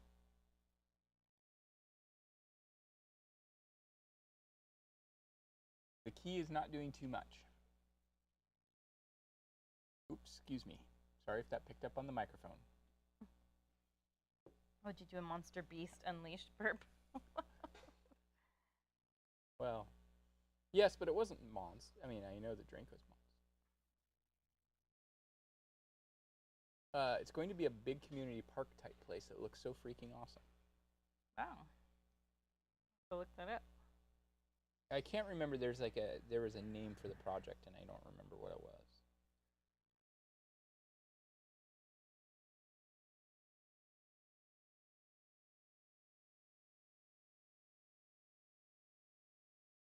And the same kind of thing on these trees. These trees go on. I don't know why that just happened, but it did. Painting and karaoke.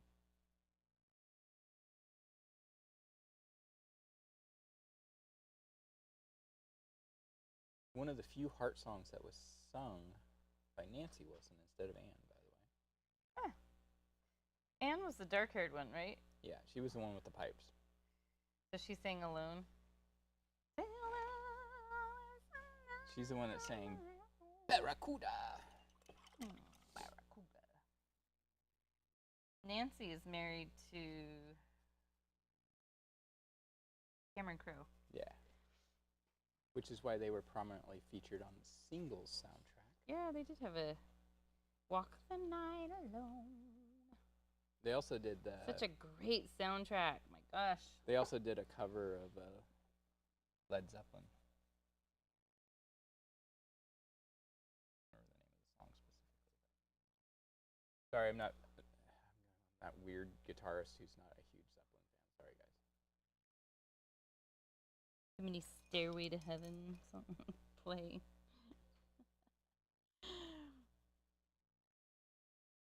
Can you play Stairway to Heaven? Tumwada Village. That's right. Oh. Tumwada. Tumwada. Interesting. Well, I mean, it's an indigenous tribe. I know, but you always think of Tumwater. Oh, yeah. Because there's Tumwater. Is it Oregon or Washington? I think it's Washington. We used to have. Isn't that where the mailbox lady used to live? I don't think so. Carol. What was, I can't remember her name. Can't remember. Susan. Oh yeah. Okay. Sue. Yes. Now I can hear her voice. So I just added. Oh boy, I actually like that. Ooh. Ooh. Ooh. I did it on accident, but if you guys want to make it feel a little bit more fall-like, just add a little bit Looks of. like a giant mouth. Like you need to do white, sharp teeth. In Don't do that. Don't do that. Just add a little bit of red oxide and some yellow ochre. I actually like that, so let's leave it that way. If you don't want to do that. As you wish. As you wish. If you don't want to do that, don't. Just keep it in the greens. What the golfers try to do. Keep it in the greens. Do you though? I do. I do pretty good.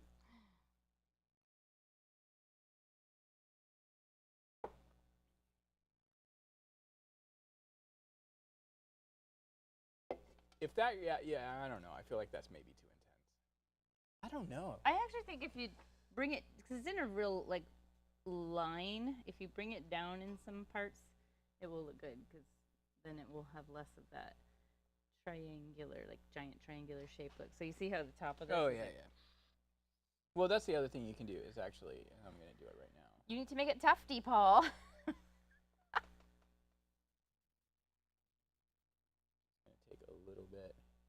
You can actually add some other greens.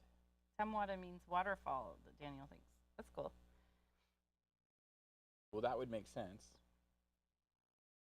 That's actually a really fun name.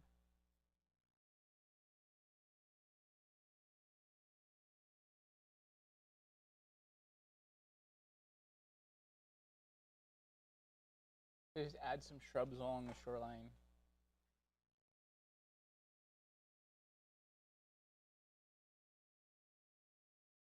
Now, the other thing is I want to take a little bit of this color now and just really loosely add some streaks of it. I swear the printer just went. It totally did. Did you hear that? I did. It sounded like it was eating something. It was eating the sheet of paper. It sounded like Cookie Monster. Nom, nom, nom. So I'm just adding some little pops of this color in the water. It's just going, this painting just went off the rails.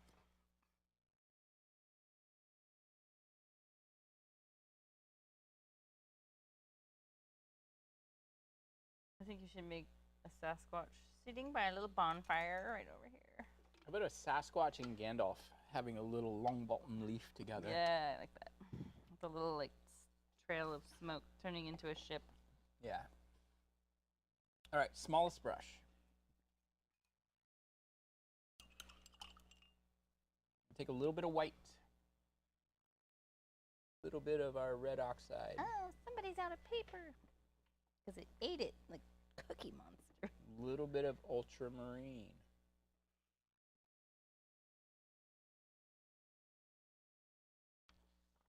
A little bit more red oxide. All right.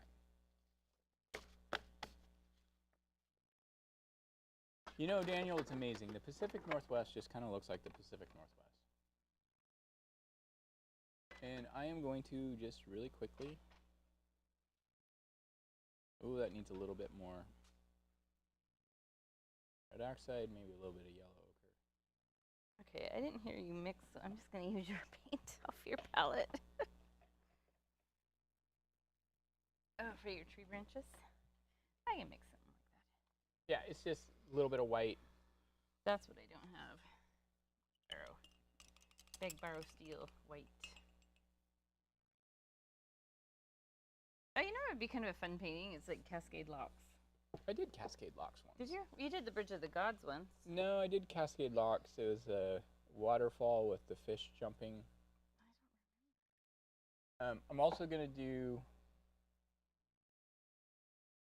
a little bit more definitive trunk on a couple of these trees here.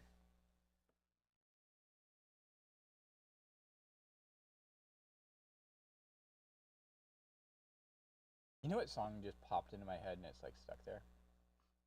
What? One more night. Give me just a one more night. Phil Collins. I think he's not doing well. Really? Oh. Yeah, I think he's got cancer of some sort. I guess. You know, he was like literally like the most played artist of the 80s. Wow. His song comes on at work a lot. The ba-dum, ba-dum, ba-dum, ba-dum. I can feel it come. And they like You always think want of to it, start slamming some cabinets around. you ever want to be like The Hangover with Mike Tyson?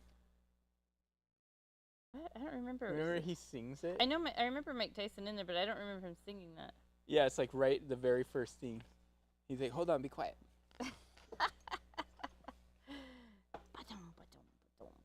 I can feel it. Huh. Now, this color that we just used. I take my number 8 now. Now we can use your term, scrumble. Scrumble-wumba. Scrumble-wumba. I'll get knocked down.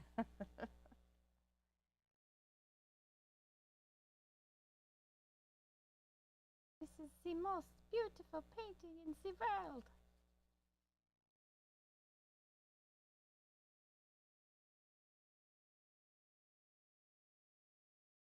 I guess it would be helpful if I had that on the screen.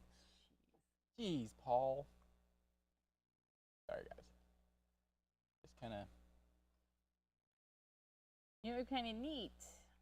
A painting based off one of the photos from Celilo Falls before the Dalles Dam was put in. I don't even know anything about that. Celilo Falls. Okay, see, I don't even know how to pronounce it. I'm born and raised in Oregon. Yeah, but you were born and raised with a parent who didn't like to leave the house.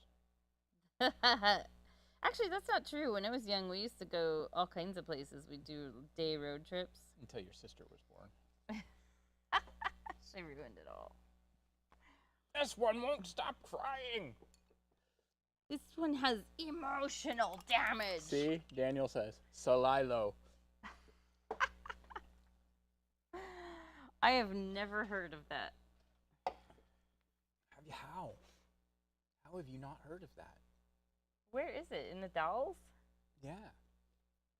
Huh. You know where I want to try going is the Onanita Falls. That looks so pretty in pictures. If I don't, did I say that one right, Daniel? You'll be able to tell me. It looks like it says Oneonta, but I've heard it pronounced as Onanita Falls. You pronounced it that way, Paul. I don't remember how I pronounced that one. That one's a weird one. Onanita. Yeah.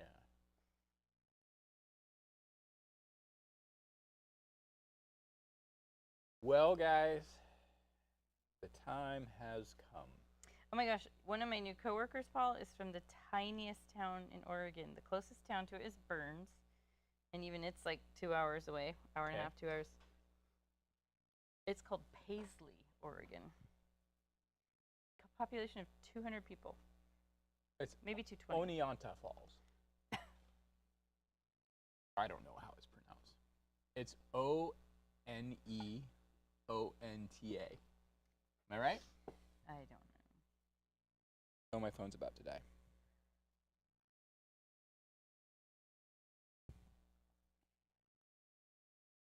Yeah, there's a lot of good. So Paul and I are born and raised in Oregon. Which explains why we have so many paintings that look like this. But you know, we've done some other paintings. East Coast, we oh, did. I was right. It's Oneonta. Oneonta.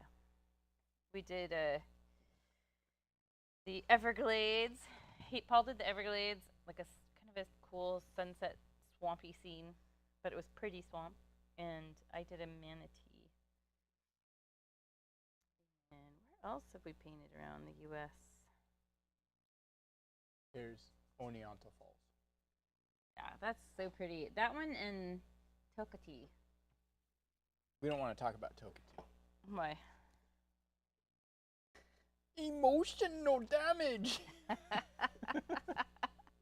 Yeah, our first year of doing our subscription box, we were learning. You know, just like you do when you're running a business, you learn what works and what doesn't. And we had a marketing company that had us email a bunch of pictures. So I had taken a picture of one of Paul's paintings that he painted along with me while I taught, and he always I just paint. He just goes extra. I don't. It's not extra. I just paint. He goes extra, and it was the one I took a photo of because I thought it was really pretty. And then it was Tokati Falls, and people would ask, what painting kit is in that picture? And I'd say, oh, that's Tokati Falls, and I would ship them the kit, and they would be so mad because they were learning my painting and not yours. It wasn't intentional. You're a bitch. I'm not. I am not the one that submitted the photo, by the way. All right, we're gonna make a big commitment right now. I feel like we've kind of made a lot of big commitments throughout this. Yeah, but we're gonna put the big fir tree. It's in the foreground in. Oh, I forgot about that. Yeah. And so I'm gonna start off the deer. with a branch that kind of. So you could leave this off if you want. If you're too afraid. I wouldn't though. Just go for it. Yeah, I'm gonna do one branch. I'm gonna do another branch. Just kind of. Yeah, I'm just using my biggest brush for this, and let's do one that kind of cuts across. Jenny's right. If you don't really feel like you want to attempt this, there's no shame in not. Sketch it out in pencil first. Probably not a good idea at this point. So then you can use your biggest brush, and the thing that's tricky with this kind of branch is now I've given you something to attach things to. And you don't really want to attach things to it. You want to attach things around it. And if that feels too dark, you can add a little tiny bit of your yellow ochre and maybe a little blue, but you want this to be pretty intense. You want it to be darker than everything else on the canvas. So that's too green to me. And you're just using this big brush, huh? Yeah, I mean, I did a little bit of this, because on this left-hand side, for example, there's a lot of, like, just fill. Yeah. And so you can just, and what I like about this is it kind of feels like, if I were to go like that, it kind of feels like a little pine thing going on anyway. Little bough. Remember the Pine Tavern? Yeah, I miss it. We haven't been there. I think it closed. No, I think it did. Wow, that's crazy. Yeah, there's been a lot of old fixtures of that area have closed. It was a tavern in Bend, Oregon, that had literally a giant pine tree growing through the middle of the dining room. You could sit at a table right next to it if you got lucky. Yeah. You guys ever want to see a really pretty little downtown park, look up Mirror Pond. Drake Park Mirror Pond. And if you guys are beer people, Deschutes Brewing Mirror Pond Pale Ale is named after that pond. Do you like that beer? I do. I mean, it's kind of like Deschutes Brewing was like one of the first craft brewing places in Oregon, and it's become more of a big national kind of brand. But all right, I'm going to switch to my number 8.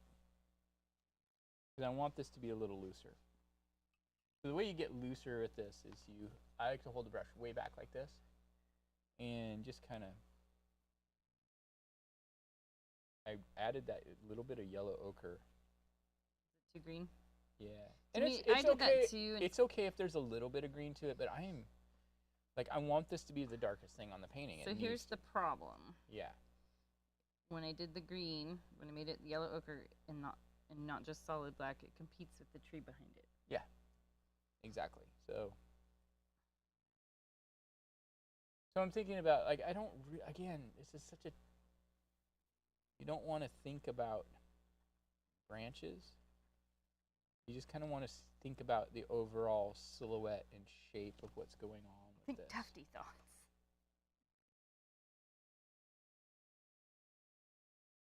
I think the hardest thing for doing something like this when you haven't painted a lot is, like Paul often says, and I'll often say too, don't think about attaching things to the branches, because there's a lot of little tiny itty bitty twigs and things that you can't see, but you see the foliage that's all puffed up around it. So you're just painting the foliage, you're just dabbing. Mine looks more like more lit up down here, like Yeah. it's not at night. I wonder if I need to darken one side of No, this I think it's piece. good. You don't think I need to darken one side of these? I mean, you could, but it's not gonna, I don't think it's gonna matter. It'll still look like it's sun's coming up over here. That's what it looks like. I liked how dark and moody and mysterious it was down there. We even encountered. I'll take your word for it. We even encountered someone talking to themselves. Ah, Daniel, you missed it. He says my yellow looks like a skull. And before you were on here, I was saying that for some reason the way I paint, the way I use my palette, my puddles of paint often end up looking like skulls, because my black kind of does too a little bit. But I've had that a lot in a lot of my paintings. So I'm going to take my smallest brush real quick. I'm going to get it wet. I'm going to take a little bit of black. You could actually use your greenish. And I'm just going to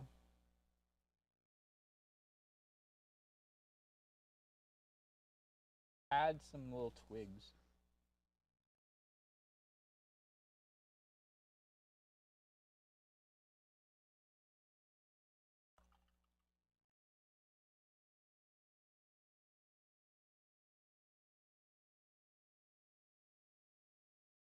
Because when you see a branch that's this close, you're going to see some of this stuff going on, and you don't want to think about it too much. Just Like, I think people think too much about their paintings, you know? It's not about replicating it exactly. You just want to give the impression of the feeling of what you're seeing. Seeing is believing. It's true.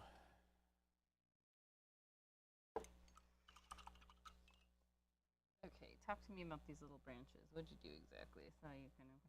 You just missed the point of what I just said. Hey, I was You think working. about it too much, and you just need to put the Okay.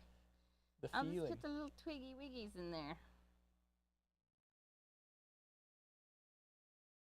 It was funny because I was saying people get too hung up on what things look like exactly instead of just going for the What does feeling. it exactly look like, Paul? I was busy like trying to darken my trees down here. All right, I'm happy with that. I'm gonna hang a big red Christmas ornament off of it. Do it. You do you, Jenny.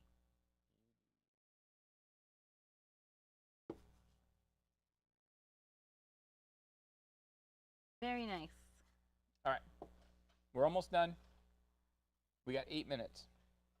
Well, we don't really have 8 minutes. We have as much time as we want, but I'm going to go ahead and... Your new one's a lot darker on that side. It is. It's the background is darker. What is that you're painting in? So there's actually a shrub over here. Oh, okay. Start with a little bit of black. Now the other thing we're going to do is we're going to just take a little bit of fresh black right along this edge, and we're just going to come through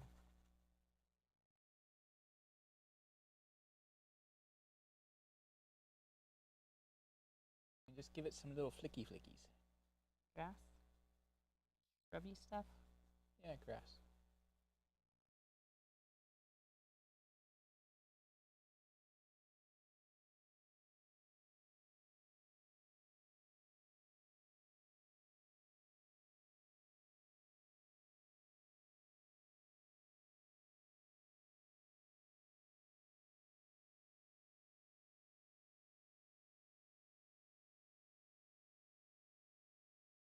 I have that Chumbawamba song in my head now. Tub thumping? I get knocked down, but I get up again.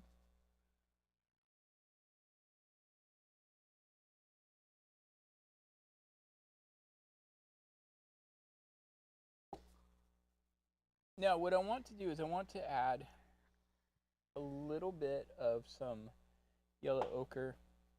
While this is still wet, it's a good time to do it. Just along the edge here. That's maybe a little too much. I want that to stay a little darker. So if you get too much, just bring some black back. So this is a shrub, not a rock. It's a shrub. Okay. The black part is. The whole time thinking it was a rock. That's what you get for thinking. Wow. You almost knocked yourself out on my shoulder. I was trying to rip my microphone off so fast, so I didn't sneeze right into it. Almost got tub thumped. That wouldn't have been bad. That's my bad shoulder, too. You guys, I've been falling apart for like the last year. I don't know what's Such going an old on. man. Yeah, you have. You've been completely falling apart. So did you add any white on there? No. Okay. It was just Yeah.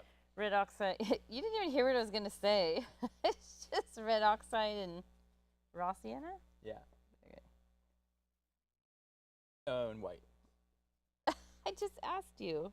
I did that a long time ago.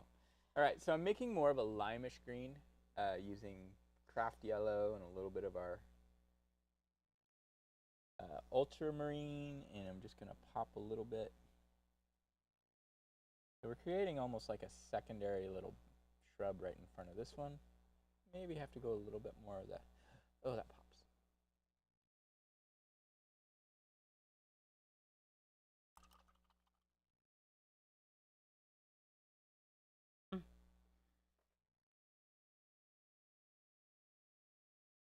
That Chumbawamba song so reminds me of when I worked at Langdon.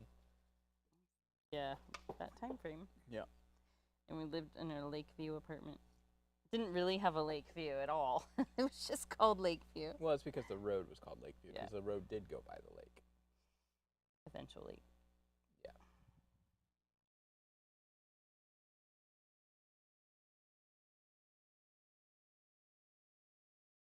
You can take a little bit of this color and give it a little nuzzle. Areas here. You do whatever you want. It's your world.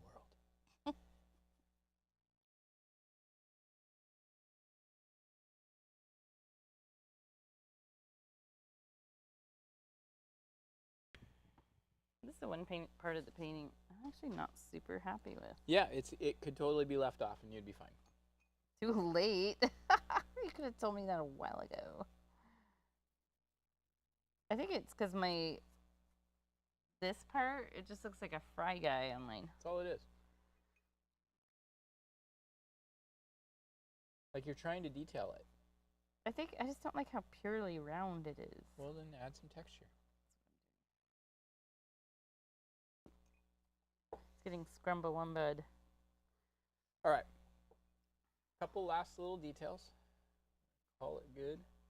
I am going to mix together a little bit of our red oxide, a little bit of our yellow ochre, a little bit of white. I want to make a color that's really close to white. I'm going to take a lot of white. A lot more white. There we go. A lot more white. There we go. And then using our smallest brush, I'm just going to add some little twigs and branches and vines. Like nothing specific.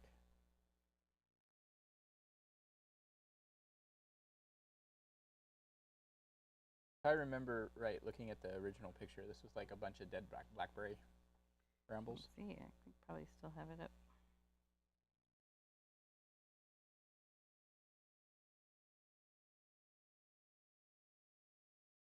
Dead grasses. Yeah.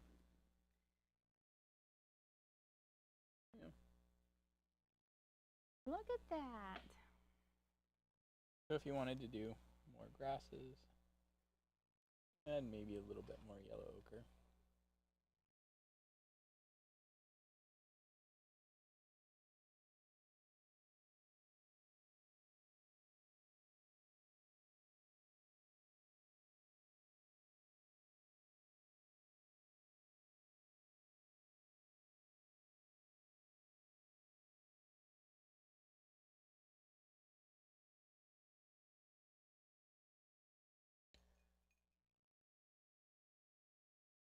That to be it.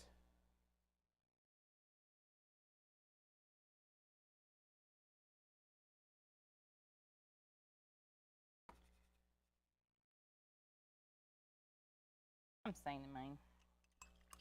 Jenny, done. Done.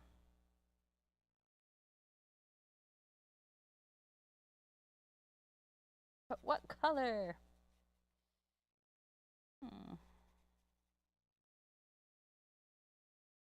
Actually, it's funny, the ultramarine and the red oxide, it makes kind of a neat color. It's like a very muted aubergine or eggplant, kind of. Yeah, it does. That's what I'm using to sign mine. The eggplant. It's very grayish. The aubergine, the red oxide. That's the color I was looking for. Is one of my new favorite colors. Why don't you marry it? Might.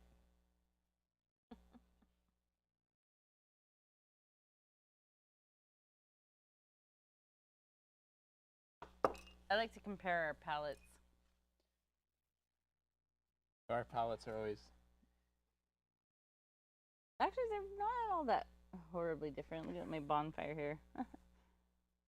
Let's tell us, Daniel, use the Rorschach test abilities and tell us what it is. What you see is a black ghost. A lemon. No, it's an egg yolk. Like, look at my craft yellow. It's like barely touched it. Yeah, that one spreads out so much, so you can put a tiny drop and it's gonna spread out like that. So let's see how. I don't think I need to zoom out. I don't want to drop that. That's expensive. Let's see how Jenny's painting turned out. You could lay them up and I'll be yeah, we just need to extend this tree over here, and then we've got a diptych.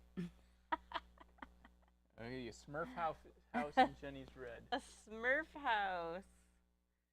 Let's see. I don't know, man. Bring it back over here.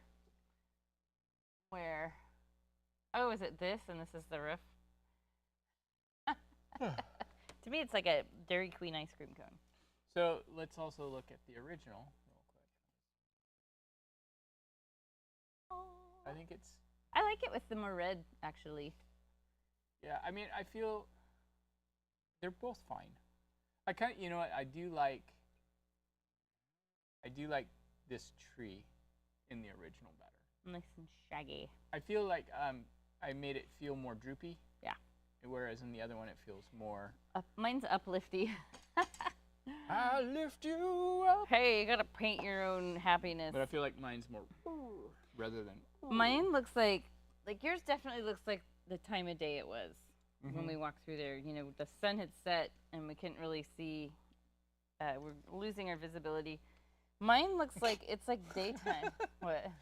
We're losing our visibility. As we're Thank you, guys. As we're walking along the park, there are these little signs of points of interest, and I would literally have to put my face about 4 inches away from them to read them. But Jenny was reading them to me, and that was very nice of her. I was getting impatient. Just kidding. No, yeah, mine looks like, and maybe you can't see it as much on the YouTube screen, but in person, it looks like it's an afternoon and the sun is like over here, and I think it's just because of how light I made some of this through here. Maybe. You have, like, look at this. You have a lot more black down in here, here, here. Yeah. So cool. I'm dripping. Why are you dripping? Sounds like a personal problem. It is. Now, one thing I will say about yours has more of a going away from us feeling. Mine has does okay, but it does have a little bit of a this is the end vertical feeling. Yeah. I think it's just because you have this straight, like you could easily fix that. Yeah. Just actually, you could just do a little squiggle back here, like it's going around a corner. You mean like my typical trick?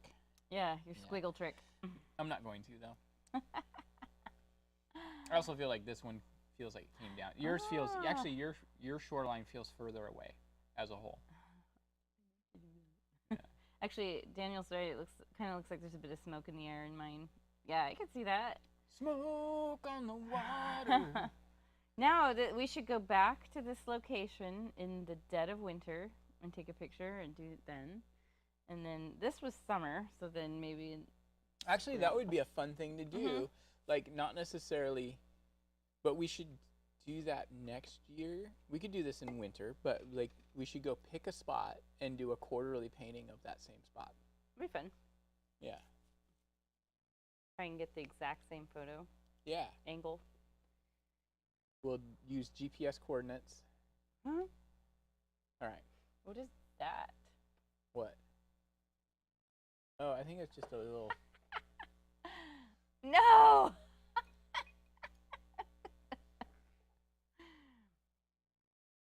You probably want to use like one of your flat brushes. No, it's fine. Happening there.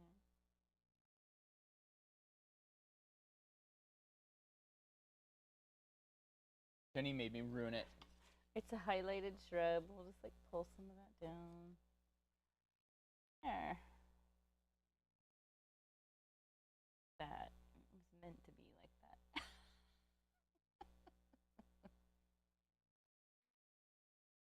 Oh, Daniel says, yeah, do that to the photo thing. I like that too. Let's do it. Yeah. Is this our spot or we want to find some other place? Well, I think that we could do this one in. It looked like a face and now it's gone. We could do this one like in December. Yeah. When But it's all then frozen over. Well, it wouldn't be frozen over. Oh yeah, it wouldn't. It's has too much depth But and movement. We could do when it's frosty there. But then we'll pick something to do like in March. We'll just have to pick a location. Coming back. Cool. Well, thanks for joining. That was fun. I enjoyed it. I had a long work day today, and I had like a 45-minute break at home, and then we came here. I'm very tired, but I had a good time.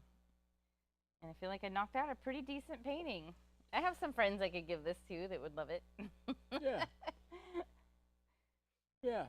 We'll have to do the photo test though, because like I know mine was like one of those. It's like when I Then do when the trees are in bloom. What is going on? I don't know. My beard is getting out of control. I don't know if there are any trees down there that really bloom. It's hard I'd have to tell. take a look at the photo again and see. But it's one Actually. of those that like the original when I took the photo of it, it looked so much different in the photo than it did in person. There's a lot more defined trees. Yeah. And there's a lot of like snags and tree trunks I that think kind there's of even jut out into the I think water. there's actually even lily pads on the other side, to the right, Really? right up by Hard the to shore. tell. There's a Sasquatch. It'd be funny. I always think about like zooming in on some of these photos that you take later on and be like, Thanks, Chris. Thanks for joining us. I'm glad you Yeah. had fun. thank you. Let's make this a regular thing, you guys. Make it a regular thing. Yeah. Like maybe we should do this like, I don't know, let's say twice a month. Yeah, maybe even more if we can handle it. We did take last month off, and I think that was the first time we've taken a month off from doing Palette Knives Out / Go Box since 2019. Mhm. So that killed us to take that month off. I hated doing it. Yeah, it was hard mentally, I guess, but physically we I don't know. We had to. We just had too much honestly, going like on. we do this more for fun than anything. Yeah. But if you guys want to throw us a couple bucks, we're not going to complain about that either. Things are tight. Business is tough. We're starving artists, can't you tell? I mean, He is. I am. I'm starving. I'm hungry. I'm even talking He's about starving food. for nachos. I'm starving for nachos. Oh, camera's. Oh? Was it like being weird focus? Yeah, but it's good now. Okay, guys, we will All see right. you next month. Just to give you a heads up, It's Halloween month. it is Halloween month, and while I am not much of a horror movie person, I love doing spooky paintings. I think you should do your city zombies. Ooh. Yeah, I that haven't one done was that fun. one in a while. That was a good one, and people have asked about it, so it's time. A zombie shuffle. Yeah, and you can do Yeah. it like you can do it in different colors. Yeah, I mean, I've changed so much The of it. zombie shuffle. It looks like they're filming the Thriller video. Yeah, I've changed so much as an artist since I did that painting. We actually did a painting, live painting this last weekend, and it was a painting that I made. It was one of my first maybe 4 or 5 paintings, and I had to redo it. It was hard. It was really hard to go back and redo a painting from 10 years ago or something. What's up, Blanky Box? Yeah, nice to see you on here. This is No worries. no, we're all done. It's all good. Yeah, we finished our paintings. In fact, let's hold them up. There we go. I'll hold the original up too, so we can see. You need to slide your way a little bit. There we go. You know, I actually like my new one better. You say that every painting. No, I don't. Yes, you do. I mean, there's always things that I like in new one versus the old one, but I actually like this one. I like the color in it better. They're both very nice, Paul. Thank you. Very nice. I need to pad my own ego. I'm a All very right. needy person. I've had a hard year, you guys. Your first one looks colder. It does. Yeah, you're right. Yeah. I could see that. You used a lot more red oxide in the trees in the new one. I did, and also in the sky. Yeah, that's right. Awesome. Yeah. Okay, guys, we will keep you posted on the October dates. We'll get some fun and spooky or whimsical paintings put together. Last year we did that fun spooky cat. Actually, it's right over there. You see it on the floor? So this is a video you guys can pull up on. I don't know why that just happens to be right there. I know, it's just right in front. I noticed it earlier. This is what we did last year for Halloween for my painting, and then Paul did I can't remember. You did something. Oh yeah, there's your version. But you did a. Was it the one that's like the Goya painting? Is that what you did? Yeah. Yes. Yeah. You did Lord of the Gourds. Lord of the Gourds. And so we'll figure out something. I mean, it's got to be right here too, right? It's funny when I think about the paintings that we've done over the years, it makes me realize how fast time passes. Like this was 3 Halloweens ago, I think. And this is on our YouTube channel for free. You can find it. It's called Vintage Pumpkin Witch, I think. Yeah, I like the zombies idea too. A painting of the Golden Girls. I don't know where Lord of the Gourds It's way in the back. It's okay. Lord of the Gourds, you can find on our YouTube channel. We have, it's just like looking at the paintings, I'm like, oh, 3 years have gone by. It's so crazy. You know, it is really funny because like I will always or often go back and look through our last videos to see what I have or haven't done. Like, how long's it been since I've done a mountain painting or something, you know? And here's another. That was not Halloween. This is Paul's version of a raven painting that we did in like November. I found it. He found it. Lord of the Gourds. So he was inspired by a Francisco Goya painting. Francisco de Goya. De Goya? Is it De Goya? Yeah, it's called Ghostly Vision. De Goya, Ghostly Vision. And that is actually, I have decided, that is actually my favorite painting. But I don't know why. Cause I like your Yoda drawing. Thank you. Yeah, it's right behind us, isn't it? Yeah, up there. It's Grogu. Grogu. And then we have the Ewok up there too. Yeah. Fun stuff. Yeah, I don't know why, but for some reason that Francisco de Goya painting is my favorite painting, and I don't know Daniel. why. Dorothy as a zombie would be hilarious. He's talking about the Golden Girls. And Gotcha. Sophia with some of her skulls showing. That's great. Well, that is my raven. Yep. I can tell nice by the and big. Bigger is better. 0 brain cranial. All right, guys, we're gonna get out of here, and I'm gonna itch. Okay. Yeah. We're all happy Paul can see now, and we expect all kinds of crisp and clean paintings from him now. I don't want to do crisp and clean paintings. That's not who I am. We expect paintings that are not so misty and covered with cataracts. I actually kind of want to recapture a lot Should of actually take these new ones out so they're not stacked in there, 'cause they still actually need to completely dry. Oh, and they need to be photographed. Yeah. Okay, guys, we are going to end the stream. Join our Facebook group page if you haven't. It's a community page, Palette Knives Out Artcast. You have to request to join, but that's where I post links to the live streams, what's coming up, sneak peeks, that kind of thing. So we will, something funny would be Chewbacca holding a Yoda stuffed animal. We have done Chewbacca. Bye. Thank you guys so much. We had fun, and we will have fun again next month. Bye, everybody. See ya. Bye. Bye.